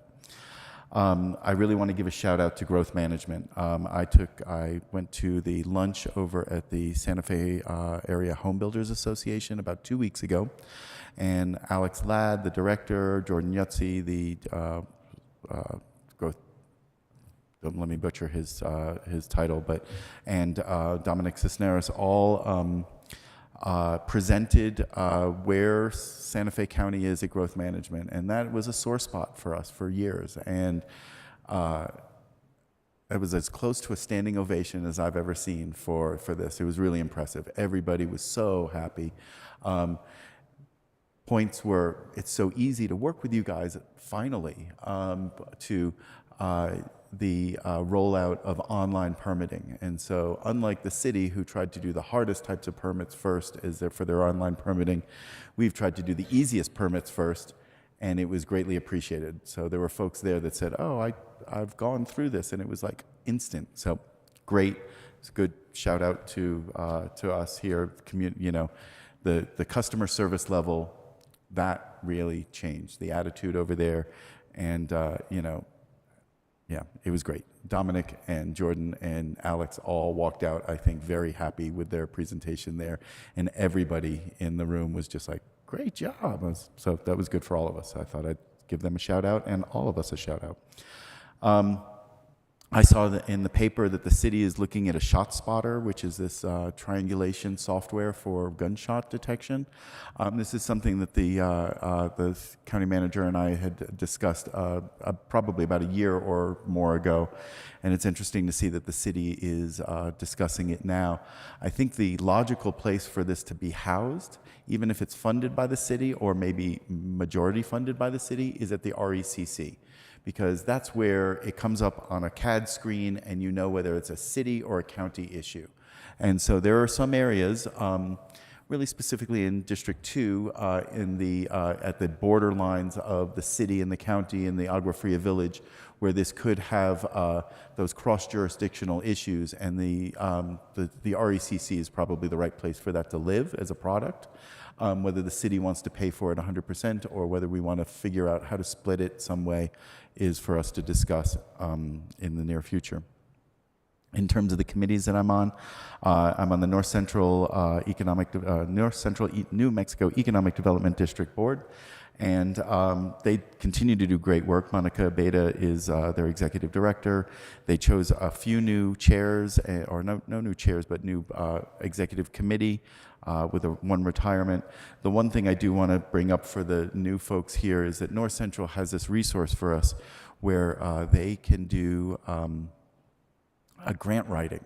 So if with our resources and knowledge of the subjects that we have that are important to Santa Fe County, their grant writers are pretty amazing and have gotten us $4 million for EV chargers and are lined up to do other things if we just go ask. And they will do work for us, not only for us, but they will do work for us. But if you have a nonprofit that you know that needs support in your community, just a letter from you introducing your nonprofit or a nonprofit that you want to show this to, you can get them to open the door there and start that grant writing proposal there. ReadyNet is meeting on Thursday. As I mentioned earlier, the Route 76, State Route 76 fiber line is getting lit up. That's going to be good for the northern tier and is shared by Rio Arriba and Santa Fe County all the way up to Chimayo. And then lastly, for Buckman Direct Diversion, happy to say that I was elected chair. It was our turn, so thank you very much. Thank you for the support from everybody there. It was great, and I look forward to serving as the chair. And if there's things that you would like to bring before the board or things that you think are important, I'm happy to bring them forward or invite you to a meeting to discuss. It was nice to have Commissioner Fulton Johnson there to start learning about what's going on over there. It's great to, alternates should show up too, especially when you're new, to get up to speed. So I appreciate that. And then the main initiative for BDD this year, just as to put it on everybody's radar, is that with BDD, when it was built a little over a decade ago, there were some deficiencies in the project. And it resulted in a settlement with the design build firm that resulted in $70 million being refunded, or whatever mechanism it was, but $70 million was given back to the BDD organization to fix some of the deficiencies. And so that process is going to be happening in the next few months. They've started with getting an owner's rep on board and a design build firm that can come in and fix put a proposal together as how they would fix it and spend that $70 million.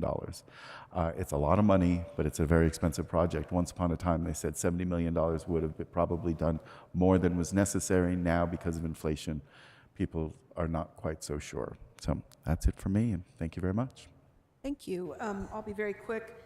We had a meeting with people at the Cyclone Center in Stanley, and there is great interest in developing the place out a little bit more so that we can actually have, I would say, international events at that center. It is an impressive center, and there is opportunity to just take care of a few things and make it an actual destination for those people who are interested in equestrian activities. The other thing with regard to, we're still working on getting someone for our planning commission. District 3 has had a difficult time finding another one. I'm saying it out loud so that when it gets out there, we'll get some more interest. And then lastly, the Pewaukee Pueblo, and we do have and requested immediately a call on that, is a federal trust land, so it is owned by them. We don't have jurisdiction on that property. They do have a liaison who has worked and sits on the La Cienega Valley Association, and the community is aware of the plans and the draft, and people are very actively involved in that particular plan.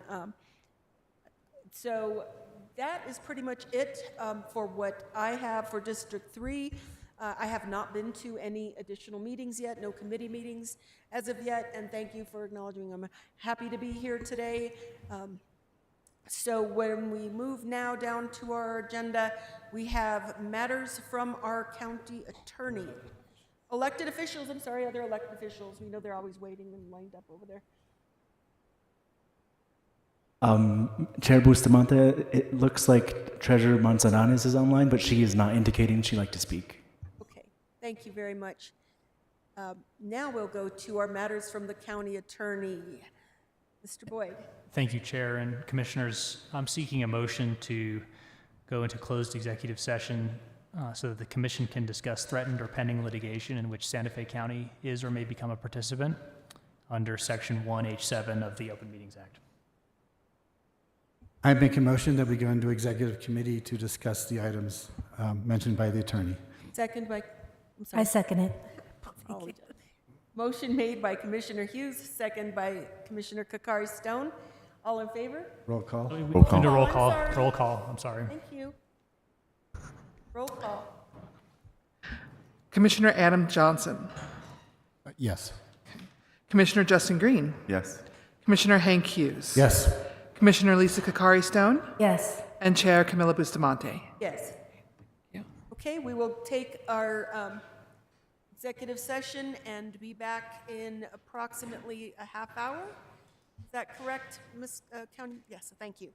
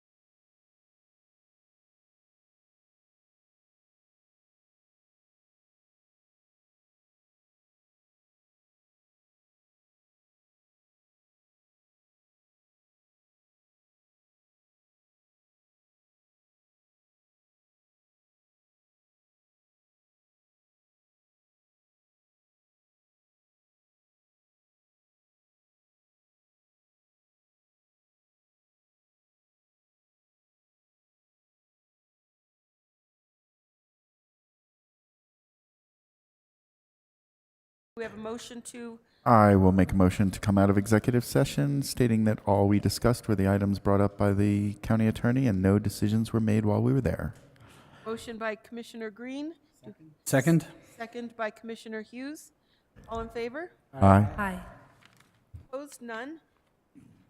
I'd like to make a motion. Motion, sir?